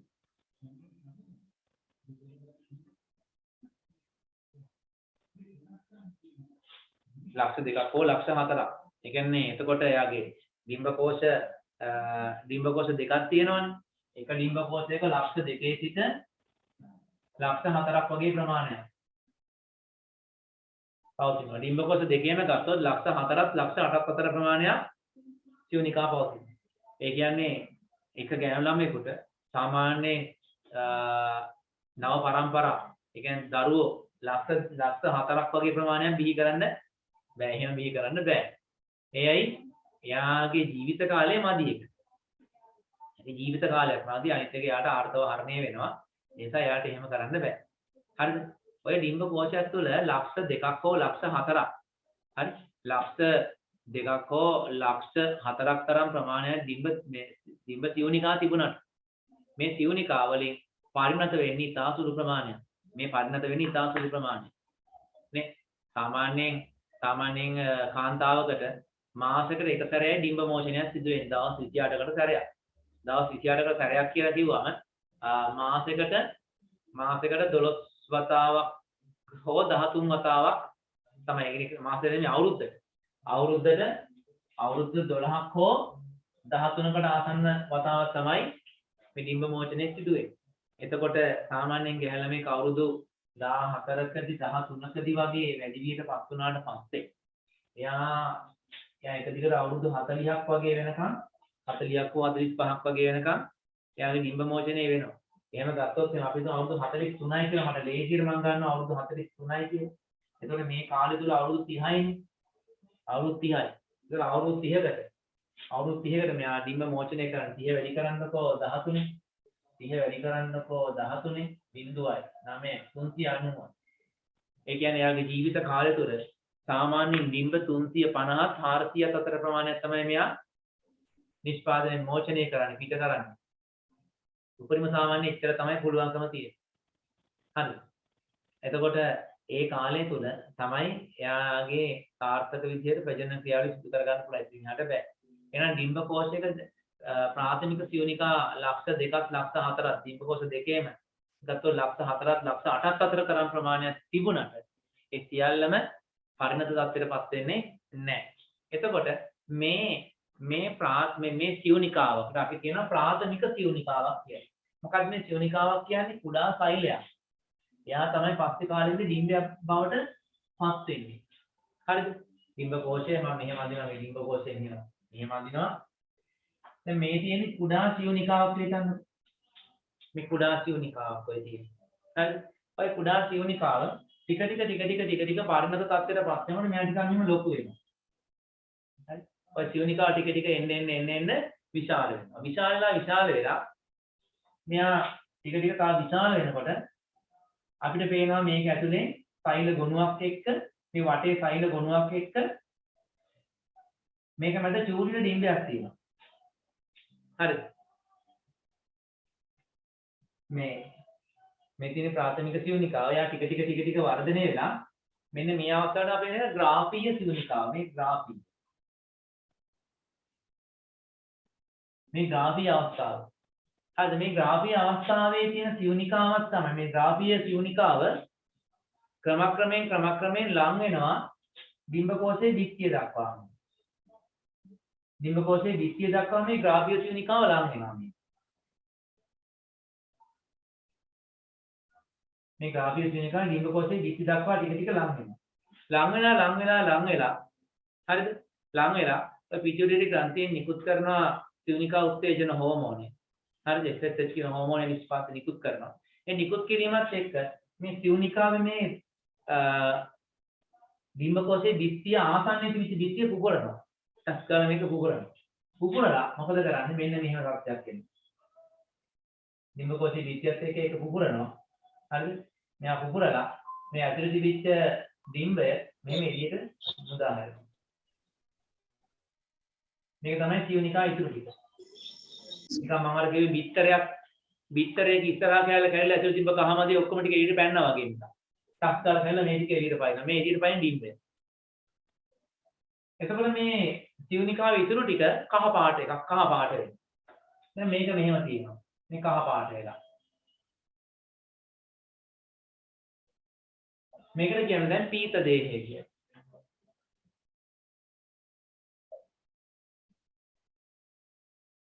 පීත දේහය මගේ ප්‍රොජෙස්ටරෝන් නිෂ්පාදනය කරනවා. ඊට තව කියලා දෙනවා පීත දේහය. ওই පීත දේහයේ කාලයක් තිබිලා ටික ටික හරිද? මේ පීත දේහය දැන් ඩිම්බය තාම දැන් ඩිම්බේ මෝචනය කරනකොට ඩිම්බෙට පණ තියෙනවා. ඩිම්බේ සජීවි. මෙයා හැයිලා අම්මා මෙයා හැයිලා දුව වගේ ආ. හිතන්නකෝ. මේ සියුනිකාව කියන්නේ අම්මා ඇතුලේ හිටපු ඩිම්බේ දුව වගේ. දැන් ඩිම්බේ එළියට පැනලා යනවා. දැන් ඩිම්බේ යනවා. යද්දි අම්මත් එක්ක නිතරම සම්බන්ධතාව තියා ගන්නවා. කෝල් කර කියනවා මං ඉන්නවා කියනවා. එතකොට මෙයා මොකද කරන්නේ? මෙයා ප්‍රොජෙස්ටරෝන් නිෂ්පාදනය කරගෙන මෙයාට දෙන්නේ. දැන් මෙයා පවතිනවා දැන්. මෙයා නෙමෙයි මේ ගර්භාෂයට තමයි දෙන්නේ. දැන් ඔහොම ගිහිල්ලා දවස් 14ක් දවස් 7ක් යනකොට මෙයාට සංසේචනය වෙන්න බැරි වුණොත් මෙයා මැරෙනවා. මෙයා මිය යනවා. ඩිම්බේ මිය යනවා. ඩිම්බේ මිය ගියාට පස්සේ පීත දේහයට පණිවිඩය එන්නේ නැහැ. එතකොට පීත දේහය දැනගන්නවා ඩිම්බය මිය ගියා කියලා. ඩිම්බේ මිය ගියා කියලා දැනගත්තට පස්සේ මේ කහ පාට පීත දේහය ටික මෙයා සුදු පාට සුදු මැලි වෙන්න පටන් ගන්නවා. ඒ කියන්නේ අර මැරුණාට පස්සේ නිකන් දුක වැඩිකමන සුදු මැලි වෙලා නාම ඒවා. එයා ටික සුදු පාට වෙනවා. අපි ඒකට කියනවා ශ්වේත දේහය.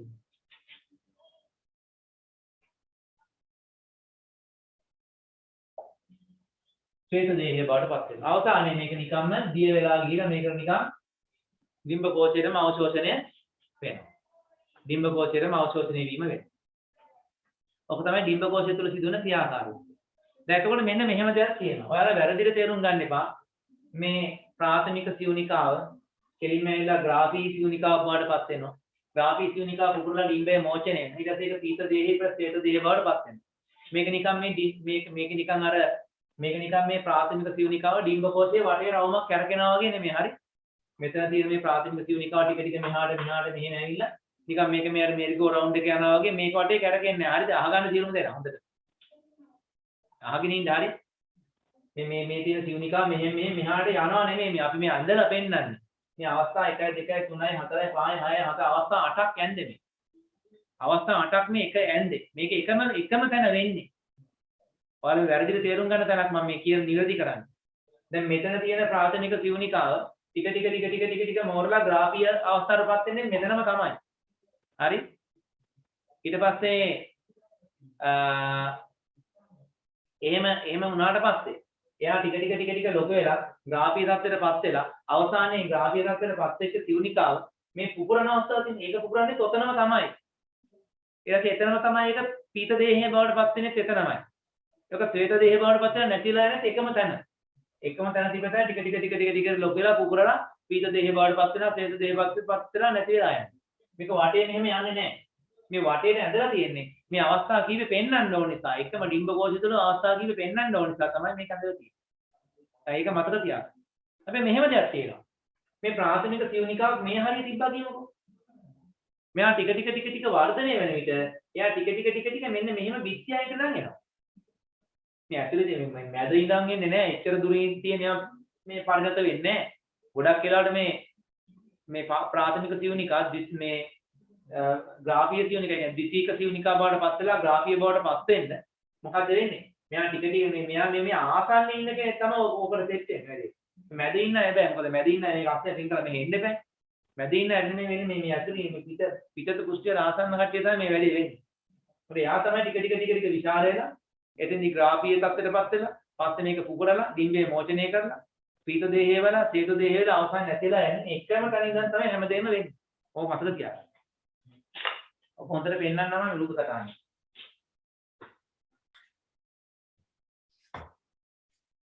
හොඳයි. දැන් ඔයාලට මේක පේනවනේ හොඳටම. මේ තියෙන්නේ ප්‍රාථමික සියුනිකානේ.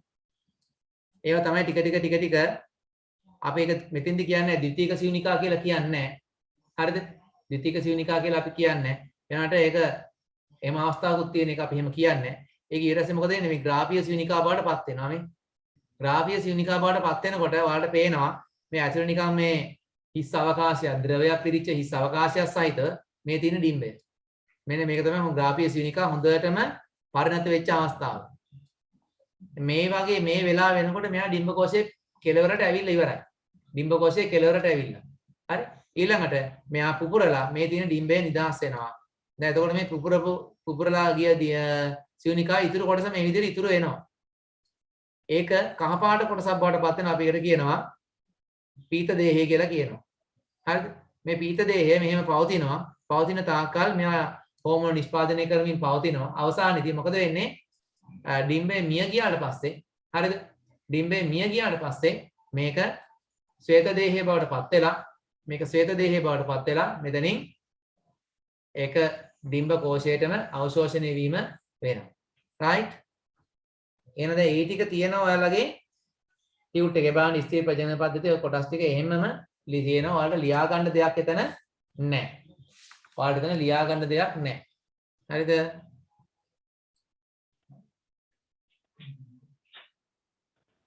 ඔය ස්ථිර ප්‍රජනන පද්ධතියේ ඩිම්බ කෝෂයේ ක්‍රියාකාරීත්වය ඔන්න අපි ඉගෙන ගත්තා. ඩිම්බ කෝෂයේ ක්‍රියාකාරීත්වය ඉගෙන ගත්තා. ඊළඟට බලමු ස්ථිර ප්‍රජනන පද්ධතියේ ප්‍රධාන කාර්යයන් ටික මොනවද? පළවෙනි කාර්යය තමයි දැන් පුරුෂ ප්‍රජනන පද්ධතියේ පළවෙනි කාර්යය උනානේ ශුක්‍රාණු නිපදවීම. ඒ වගේම ස්ත්‍රී ප්‍රජනන පද්ධතියේ පළවෙනි කාර්යය තමයි ඩිම්බ නිෂ්පාදනය කිරීම. හරි? ඩිම්බ නිෂ්පාදනය කිරීම අනිවාර්යෙන් වෙනවා. ඊළඟට භ්‍රූණය විකසනය වීම. ඒ කියන්නේ භ්‍රූණය කියලා කියන්නේ භ්‍රූණය කියන්නේ කලලය. මේ කලලේ විකසනය වීම. ඒ කියන්නේ සංසේචනයක් සිදු වුණොත් එතනින් යාට කලලයක් වර්ධනය වෙලා කලලය පවත්වා ගැනීම එයා නියමිත ප්‍රමාණයට වර්ධනය හා විකසනය වෙනතුරු එයා රැක ගැනීම කියන එක සිදු කිරීම ස්ත්‍රී ප්‍රජනන පද්ධතියේ ක්‍රියාවලිය. ඊට පස්සේ ස්ත්‍රී ප්‍රජනන ක්‍රියාවලිය සඳහා අවශ්‍ය කරන ඊස්ට්‍රජන් කියලා හෝමෝනයක් තියෙනවා. අනිත් එක ප්‍රොජෙස්ටරෝන් කියන හෝමෝනය. ඔයාලා දන්නවා ගෑල් ළමයිගේ ද්විතීයික ලිංගික ලක්ෂණ පහළ වීම සිදු වෙන්නේ ඊස්ට්‍රජන් හෝමෝනය නිසා. හරිද? ඊස්ට්‍රජන් හෝමෝන නිසා තමයි ද්විතීයික ලිංගික ලක්ෂණ පහළ වීම සිදු වෙන්නේ. එතකොට ඒකට හේතු වෙන්නේ මේ ස්ත්‍රී ප්‍රජනන පද්ධතියේ ඩිම්බ කෝෂ මගින් නිකුත් කරන ඒ හෝමෝන. right. එහෙනම් අපි ඊළඟට බලමු. ආර්ථව චක්‍රය එහෙම නැත්නම් ඔසප් චක්‍රය කියන්නේ මොකද්ද? මෙන්න මේක නම් ගොඩක් හෝමෝන හා සම්බන්ධ කොටසක්. හොඳට මතක තියාගන්න. ටිකක් මතක තියාගන්න අමාරුයි කිව්වට කතන්දරයක් වගේ මේ කියන්නේ මතක තියාගන්න ලේසියි. අපි ඉස්සෙල්ලා ස්ත්‍රී ප්‍රජනන පද්ධතියේ කාර්යයන් තුන ලියාගෙන ඊළඟට අපි බලමු ආර්ථව චක්‍රය එහෙම නැත්නම් ඔසප් චක්‍රය කියන්නේ මොකක්ද කියලා.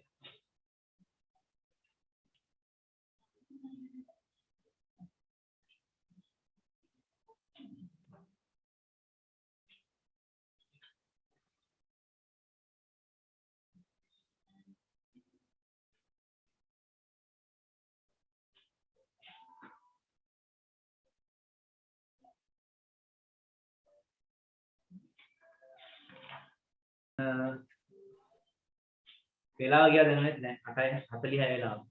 තව විනාඩි 20ක් විතර තියෙනවා. හොඳයි. පුළුවන් අපිට ස්ත්‍රී ප්‍රජනන පද්ධතියේ කාර්යයන් ටික අපි දැන් ලියාගත්තා. ඩිම්බ නිෂ්පාදනය කිරීම, භ්‍රූණය එහෙම කාලේ විකසනය කිරීම, ඊළඟට ප්‍රජනන ක්‍රියාවලිය සඳහා අවශ්‍ය කරන හෝමෝන නිෂ්පාදනය කිරීම. මේ ටික තමයි කරන්නේ. ප්‍රජනන පද්ධතියේ ප්‍රධාන කාර්යයන් තුන හොඳට මතක තියාගන්න. ඔය අහන ප්‍රශ්න වලට කෙටි ප්‍රශ්න වලටත් ඔය එනවා.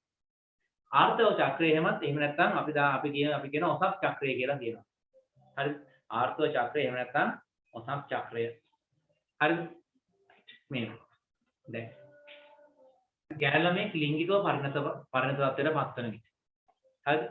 ගෑල්ලමේ ලිංගිකව පරිණත තත්ත්වයට පත් වෙනවා. මෙයන් අපි කියනවා වැඩි වියට පත් වෙනවා. තව විදිහට කියනවා සාමාන්‍ය භාෂාවෙන් කියනවා ලොකු ළමෙක් වුණා කියලා කියනවා. හරිද? මෙන්න මේ තත්ත්වයට පත් වුණාම එතනින් එහාට දිගටම සිදුවන චක්‍රානුකූල ක්‍රියාවක් තියෙනවා. චක්‍රානුකූල ක්‍රියාව කියන්නේ යම් කිසි කාල පරාසයක් අනුව එයාගේ ශරීරයේ නිතර සිදුවන වෙනස්කම් ටිකක් තියෙනවා. මෙන්න මේ ක්‍රියාවලියට අපි කියනවා ආර්ථව චක්‍රය එහෙම නැත්නම් ඔසප් චක්‍රය කියලා කියනවා. සාමාන්‍යයෙන් මේ ආර්ථව චක්‍රය සඳහා ගත වන කාලය දන්නවනේ දින කීයක් කියලාද කියන්නේ?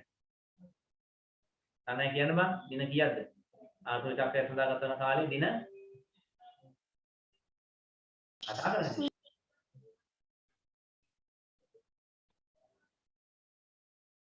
දින 28ක් ආන් රයිට් ඒකනේ ගෑල් ළමයි එක එකක් කතා කරන්නේ නැහැ කොල්ලෙක් එක කියනකන සයින්ස් ස්කේල් ටික බලාගෙන හිටියා නේ දවස් 28යි දවස් 28යි ඒක සාමාන්‍ය දින ගණන ඔක දවස් 28යි කිව්වට ඕක වෙන ඕක කෙනෙකුට දවස් 28 නැතුව හරිද ඕක දවස් 28ක් නැතුව එහෙම නැත්නම් ඕක දවස් 24 වෙන්න පුළුවන් 25 එක දවස් 30න් 30ට වගේ එක එක අයට ඔය දවස් ගාන වෙනස් වෙන්න පුළුවන් ඒක තමන්ගේ දින ගාන තමන් ඉතින් දැනගත යුතුයි අපේ දින ගාන කියන්නේ ඕක වෙනස් වෙන්න පුළුවන් මොකක් නිසාද අසනීප තත්ත්වයක් නිසා අපි බොන ඖෂධ වර්ගයන් නිසා අපේ මානසික මට්ටම වෙනස් වීම නිසා හරි මානසික මට්ටම වෙනස් වීම නිසා ඉන්න පරිසරය වෙනස් වීම ඒ කියන්නේ තමන්ගේ ගෙදරින් ඉවත් වෙලා වෙන කොහේ හරි බෝඩින් එක හරි එක්ක වෙන ගෙදරකට හරි ගිහිල්ලා ඊට පස්සේ ආන් ඒ වගේ හේතු නිසා ඒ වගේ නිසා මේක වෙනස් වෙන්න පුළුවන් හරි ඔය දින 28 කියන එක වෙනස් වෙන්න පුළුවන් හරිද එතකොට මේ දින 28කට වරක් තමයි මේ ක්‍රියාවලිය සිදු වෙන්නේ එතකොට ඒකට හේතුව තමයි මේ ඩිම්බ නිකුත් කිරීම දවස ගන්න සිදු වෙන්නේ නැහැ. ඩිම්බ නිකුත් කිරීමක් සිදු වෙන්නේ අර විදිහට ආවර්තික රටාවක් අනුව. හරිද? මේ ආවර්තික රටාවම ඩිම්බ නිකුත් වෙනකොට ඩිම්බ කොෂ දෙකක් තියෙනවා. ওই ඩිම්බ කොෂ දෙකෙන් මාරුවෙන් මාරුවට තමයි ඩිම්බ නිකුත් වෙන්නේ. අපි තුමු මේ තියෙන පළවෙනි ඩිම්බ කොෂය මේ තියෙන දෙවෙනි ඩිම්බ කොෂය. අපි තුමු කවුරු හරි ගෑන ළමයි ගිය ඔන්න අද දවසේ මෙයාගෙන් පළවෙනි ඩිම්බය නිකුත් වුණා. මේ ඩිම්බේ නිකුත් වෙලා දවස් 28ක් ගත වුණාට පස්සේ ඊළඟ ඩිම්බේ නිකුත් වෙන්නේ මෙයාගේ. ආයෙත් දවස් 28ක් ගියාට පස්සේ දෙවෙනි ඩිම්බේ මෙයාගේ නිකුත් වෙනවා.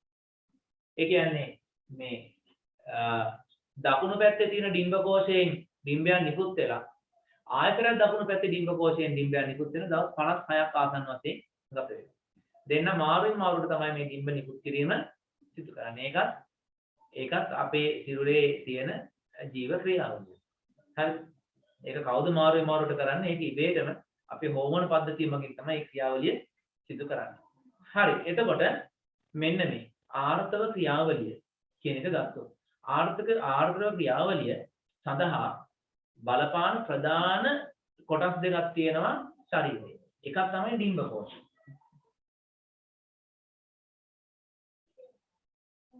මේ ඩිම්බ කෝෂ තුළ සිදුවන යම්කිසි ක්‍රියාවලියක් තියෙනවා. ඒ ක්‍රියාවලිය බලපානවා මේ ආර්ථව ක්‍රියාවලියට. ඊළඟට ගර්භාෂය. හරි. ඊළඟ තමයි ගර්භාෂය. ගර්භාෂය තුළ යම්කිසි ක්‍රියාවලියක් තියෙනවා. එතකොට මේ ආර්ථව ක්‍රියාවලිය තුළ ඩිම්බ කෝෂය තුළ විවිධ වෙනස්කම් සිදු වෙනවා. ආර්ථව ක්‍රියාවලිය තුළදී ඩිම්බ කෝෂය තුළ වෙනස් වීම සිදු වෙනවා. ඒකම ගර්භාෂය තුළ වෙනස් වීම සිදු වෙනවා. අපි මේ කොටස් දෙකම හරියට ඉගෙන ගන්න ඕනේ මේ කොටස් දෙකම එකට එකතු වෙලා සිදුවන ක්‍රියාවලිය ඊට අමතරව මේකට උදව් වෙනවා අපේ මොළයේ පිටියුටරි ග්‍රන්ථිය වගේ නිකුත් කරන හෝමෝන. මෙන්න මේ සියල්ල එකට එකතු වෙලා සිදුවෙන අස්නායක වෙන රසායනික සමායෝජනයක් තමයි මෙතන සිදුවෙන්නේ. අපි ඒක හරියට අවබෝධ කරගත්තා නම් මේ කොටස හරි ලේසි ලොකු ગેප් එකක් පැනනවා වගේ වෙනවා. මේක ටිකක් ගොඩක් අර තේරුම් ගන්න අමාරුයි. මේක හොඳට මම කියන දේ අහගෙන ඉන්න ඕනේ. ඒ වගේම මේක දැන් තේරෙන්නේ නැහැ වගේ නම් දෙතුන් සැරයක් වීඩියෝ එක බලලා හරි දෙතුන් සැරයක් වීඩියෝ එක බලලා මේක තේරුම් ගන්න උත්සාහ කරන්න ඕනේ. නොතේරෙන දෙයක් තියෙනවා නම් නැවත වතාවක් මට ඔයාලට පුළුවන් කෝල් එකක් දීලා හරි එහෙම නැත්නම් මැසේජ් එකක් දාලා අහන්න පුළුවන්. අපි ඉස්සෙල්ලාම බලමු. ආර්ථව ක්‍රියාවලියේදී අපි දන්නවා ඩිම්බ කෝෂය තුළ සිදුවීම් ගණනාවක් සිදු වෙනවා. ඒ කියන්නේ ඩිම්බ කෝෂය වෙනස් වීම සිදු වෙනවා. ඊළඟට ගර්භාෂය තුළ වෙනස් වීම සිදු වෙනවා. ඒක පොඩ්ඩක් ලියාගෙන ඉමුනේ ආර්ථව චක්‍රය ඔසත් චක්‍රය ඊට පස්සේ ඩිම්බ කෝෂ සිදු වෙන වෙනස් වීම කතා කරන්න කලින් ඒ චුට්ට ලියාගෙන ඉමු. ඊට පස්සේ ඩිම්බ කෝෂ තුළ සිදු වෙන වෙනස් වීම කතා කරමු.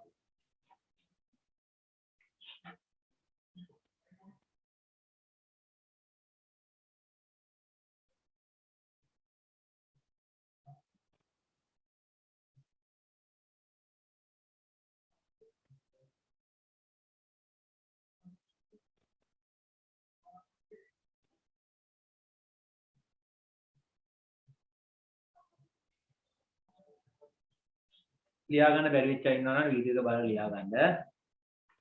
මොකද වෙලාව යනවනේ. ලියන්න තමයි ගොඩක් කරලා යන්නේ. right. දැන් ඔන්න බලමු අපි ස්ත්‍රී ප්‍රජනන ක්‍රියාවලියේදී එහෙම නැත්නම් ආර්ථව චක්‍රයේදී ඩිම්බ කෝෂය තුල සිදුවන වෙනස් වීම් මොනවද කියලා බලන්න. ඩිම්බ කෝෂය තුල ප්‍රධාන වෙනස්කම් දෙකක් තියෙනවා. අවධි දෙකක් තියෙනවා. හරිද?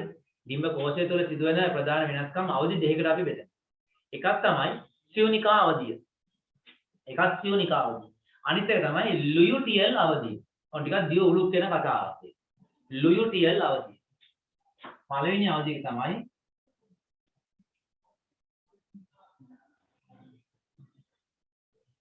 පළවෙනි එක තමයි සියුනිකා අවධිය. අනිත් එක තමයි ලුයුටියල් අවධිය.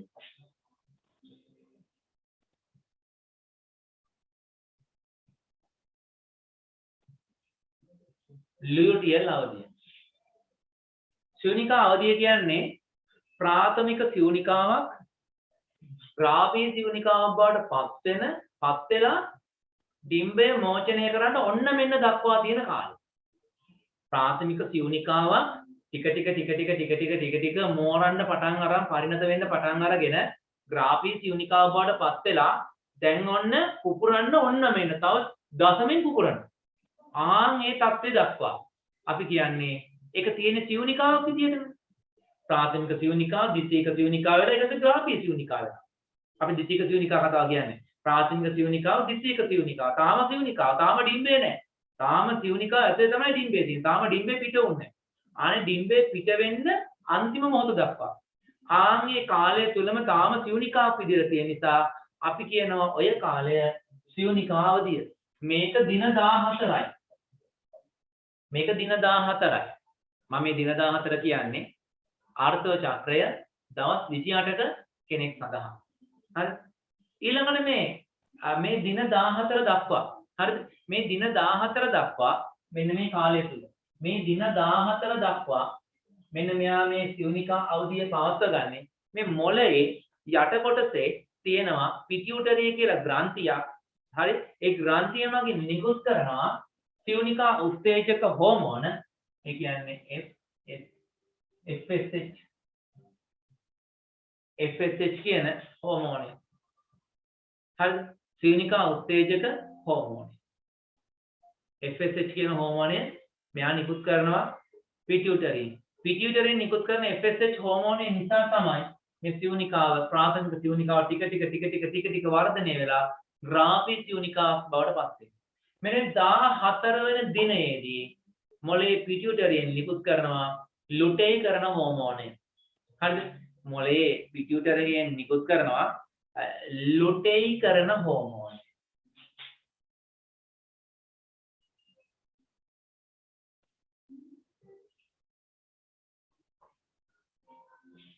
ලුටෙයිකරණ හෝමෝනය LH කියන හෝමෝනය නිකුත් කරනවා. LH නිකුත් කරපු ගමන් මෙයා තුස්තල පුපුරනවා. කවුද? ග්‍රාෆීය සියුනිකාව පුපුරනවා. පිපිරුවාට පස්සේ එතනින් එහාට ඉතුරු දවස් 14 ඒකට තමයි අපි කියන්නේ ලුයුටියල් අවධිය කියලා. ඉතුරු දවස් 14 ලුයුටියල් අවධිය. මේ දවස් 14 තුල මොකද වෙන්නේ? අර පුපුරපු සියුනිකාවෙන් පස්සේ ඉතුරු කෑල්ල පීත දේහය බවට පත් වෙලා එයා ප්‍රොජෙස්ටරෝන් නිකුත් කරමින් ඉන්නවා. හරිද? සංසේචනයක් වෙන්නේ නැත්නම් දවස් 7ක් යද්දී. හරිද? මේ නිකුත් කරන ඩිම්බේ දවස් 7ක් යද්දී මිය යනවා. සංසේචනයක් වුණේ නැත්නම් දවස් 7ක් යනකොට මිය යනවා. ඒ දවස් 7න් පස්සේ මොකද වෙන්නේ? ටික ටික මේ පීත දේහය ටික ටික පරිහානියටපත් වෙලා ශ්වේත දේහය බවට පත් වෙලා නැති වෙලා යනවා. හරිද? එතකොට ඔය ඩිම්බ කෝෂය තුළ සිදුවෙන ක්‍රියාවලිය තමයි ඔබ හොඳට මතක තියාගන්න. හරිද? ඩිම්බ කෝෂය තුළ සිදුවෙන ක්‍රියාවලිය අවස්ථා දෙකකට බෙදෙනවා. හරි? පළවෙනි කොටස තමයි සියුනිකා අවධිය. සියුනිකා අවධියේදී වෙන්නේ මොකද්ද? මොළයේ පිටියුටරි ග්‍රන්ථිය මගින් නිකුත් කරනවා FSH කියන හෝමෝනය, සියුනිකා උත්තේජක හෝමෝනය. මේ හෝමෝනය නිසා ඩිම්බ කෝෂයේ තියෙන ප්‍රාථමික සියුනිකාවක් වර්ධනය වෙලා ග්‍රාෆීය සියුනිකාව දක්වා පරිණත වෙනවා. දවස් 14ක් ගියාම 14 වෙනි දවසේදී මොළයේ පිටියුටරි මගින් නිකුත් කරනවා ලුටෙයිකරණ හෝමෝන LH නිකුත් කරපු ගමන් මොකද වෙන්නේ? අර හොඳට මෝරපු තත්ත්වයේ තිබිච්ච සියුනිකාව පුපුරලා ග්‍රාෆීය සියුනිකාව පුපුරලා ඩිම්බේ නිකුත් වෙනවා. ඒ ඩිම්බේ නිකුත් වූ මොහොතේ සිට අපි කියන්නේ ලුයුටියල් අවධිය. හරිද? ලුයුටියල් අවධිය. මේ ලුයුටියල් අවධියේ මෙයා දවස් 14ක් ඉන්නවා. හරිද? මෙයා මේ දවස් 14 මේ ලියුටි අවධිය ගත කරනවා. හරි? මේ ලියුටි අවධියේදී මෙහෙම දෙයක් වෙනවා. මොකද මුල් දවස් 7 යනකොට නිකුත් කරපු ඩිම්බය ටික ටික එයාගේ ජීව කාලය අවසන් වෙලා දවස් 7ක් යනකොට එයා මිය යනවා. ආන්ගේ මිය ගියාට පස්සේ මේකේ තියෙන මේ පීත දේහය ටික ටික පරිණාමයට ලක් වෙලා පත් වෙලා ශ්වේත දේහය බවටපත් වෙලා සම්පූර්ණයෙන් නැති වෙලා යනවා. එතින් යාට ප්‍රොජෙස්ටරෝන් නිෂ්පාදනය කියන්නේ පීත දේහය තියෙනකම් විතරයි ප්‍රොජෙස්ටරෝන් හැදෙන්නේ. මතක තියාගන්න පීත දේහය ප්‍රොජෙස්ටරෝන් දෙකම පයන්නේ. right? පීත දේහයෙන් ප්‍රොජෙස්ටරෝන් කියන්නේ මේක තියෙන ඩිම්බය තුලනේ. ඩිම්බ කෝෂය තුලනේ. ඒ නිසා අපි කියනවා මේක ඩිම්බ කෝෂයෙන් ප්‍රොජෙස්ටරෝන් පිට කරනවා කියලා කියනවා. ඇත්තටම ප්‍රොජෙස්ටරෝන් දාන්නේ මේ පීත දේහය. හරි? පීත දේහය මගින් නිකුත් කරන ප්‍රොජෙස්ටරෝන් මගින් තමයි ගර්භාෂයේ දිත්තිපම හැදිලා තියෙන්නේ. ඒවම ඉස්සරහට දැන් කියලා දෙන්න. අනිවාර්යයෙන් දවස් 14 ගියාට පස්සේ තමයි මේ පීත දේහය ශ්වේත දේහය වෙන්නේ. අවසානයේ දවස් 14 දවස් 7කින් පස්සේ තමයි පීත දේහය ශ්වේත දේහය වෙන්නේ. ඊට පස්සේ ඊටු දවස් ගාන තුළ මෙයා සම්පූර්ණයෙන් නැති වෙලා යනවා. එතකොට ඒ දවස් 14 ගියාට පස්සේ මොකද වෙන්නේ? අර LH නිකුත් කරානේ පිටියුටරින් නැවත වතාවක් පිටියුටරින් FSH දානවා. දැන් බලන්න පිටියුටරින් FSH දැම්මම පස්සේ දවස් 14ක් යුනිකාවදිය. ඊට පස්සේ දවස් 14 පස්සේ LH දානවා ලුටේකන. දැම්මම පස්සේ ලියුට් වෙලා ඊට පස්සේ එනවා. දවස් 14ක් තියෙනවා. ආයෙ ඒක දවස් 28ට දැන් හරි. ආයෙ 28ක් ගියාට පස්සේ ආයෙ FSH දානවා. ආයෙ යුනිකාවක් උත්තේජනය වෙනවා. දැක්කද? දවස් 28 වෙන චක්‍රයක් විදිහට ක්‍රියාත්මක වෙමින් යනවා. හරි අපිට ඒ ටික ලියා ගන්න පුළුවන් දැන්. ආර්ථ හේවත් ඔසප් චක්‍රය කියන එක අපි ලියා ගන්න ඩිම්බ කෝෂිත වෙන වෙනස් වීම සිවුනිකා අවධිය සහ ලුයිතියල් අවධිය කියන දෙකම දැන් මම ඔයාලට කියලා දුන්නා.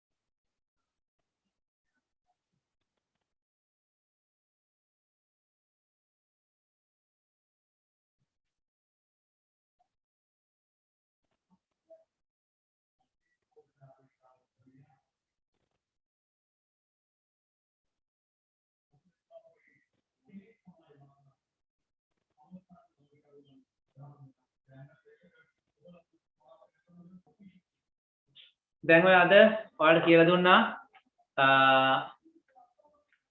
ඩිම්බ කෝෂය තුල සිදුවෙන වෙනස් වීම් ටික හොඳට මතක තියාගන්න හොඳට පාඩම් කරගන්න. මොකද ඔය ඩිම්බ කෝෂය තුල සිදුවෙන වෙනස් වීම් එක්කම තමයි ගර්භාෂය තුල සිදුවෙන වෙනස්කම් ඔය ඔක්කොම එකම ක්‍රියාවලිය. හරි? මේක මම දෙතුන් සැරයක් ඔයාලට කියලා දෙන්නම්. කීපතාවක් කියලා දෙන්නම් මේක හොඳට අල්ලගන්න. මොකද මේ හිතෙන්නේ මේක ලේසි කියලා පාඩම. ලේසි නෑ.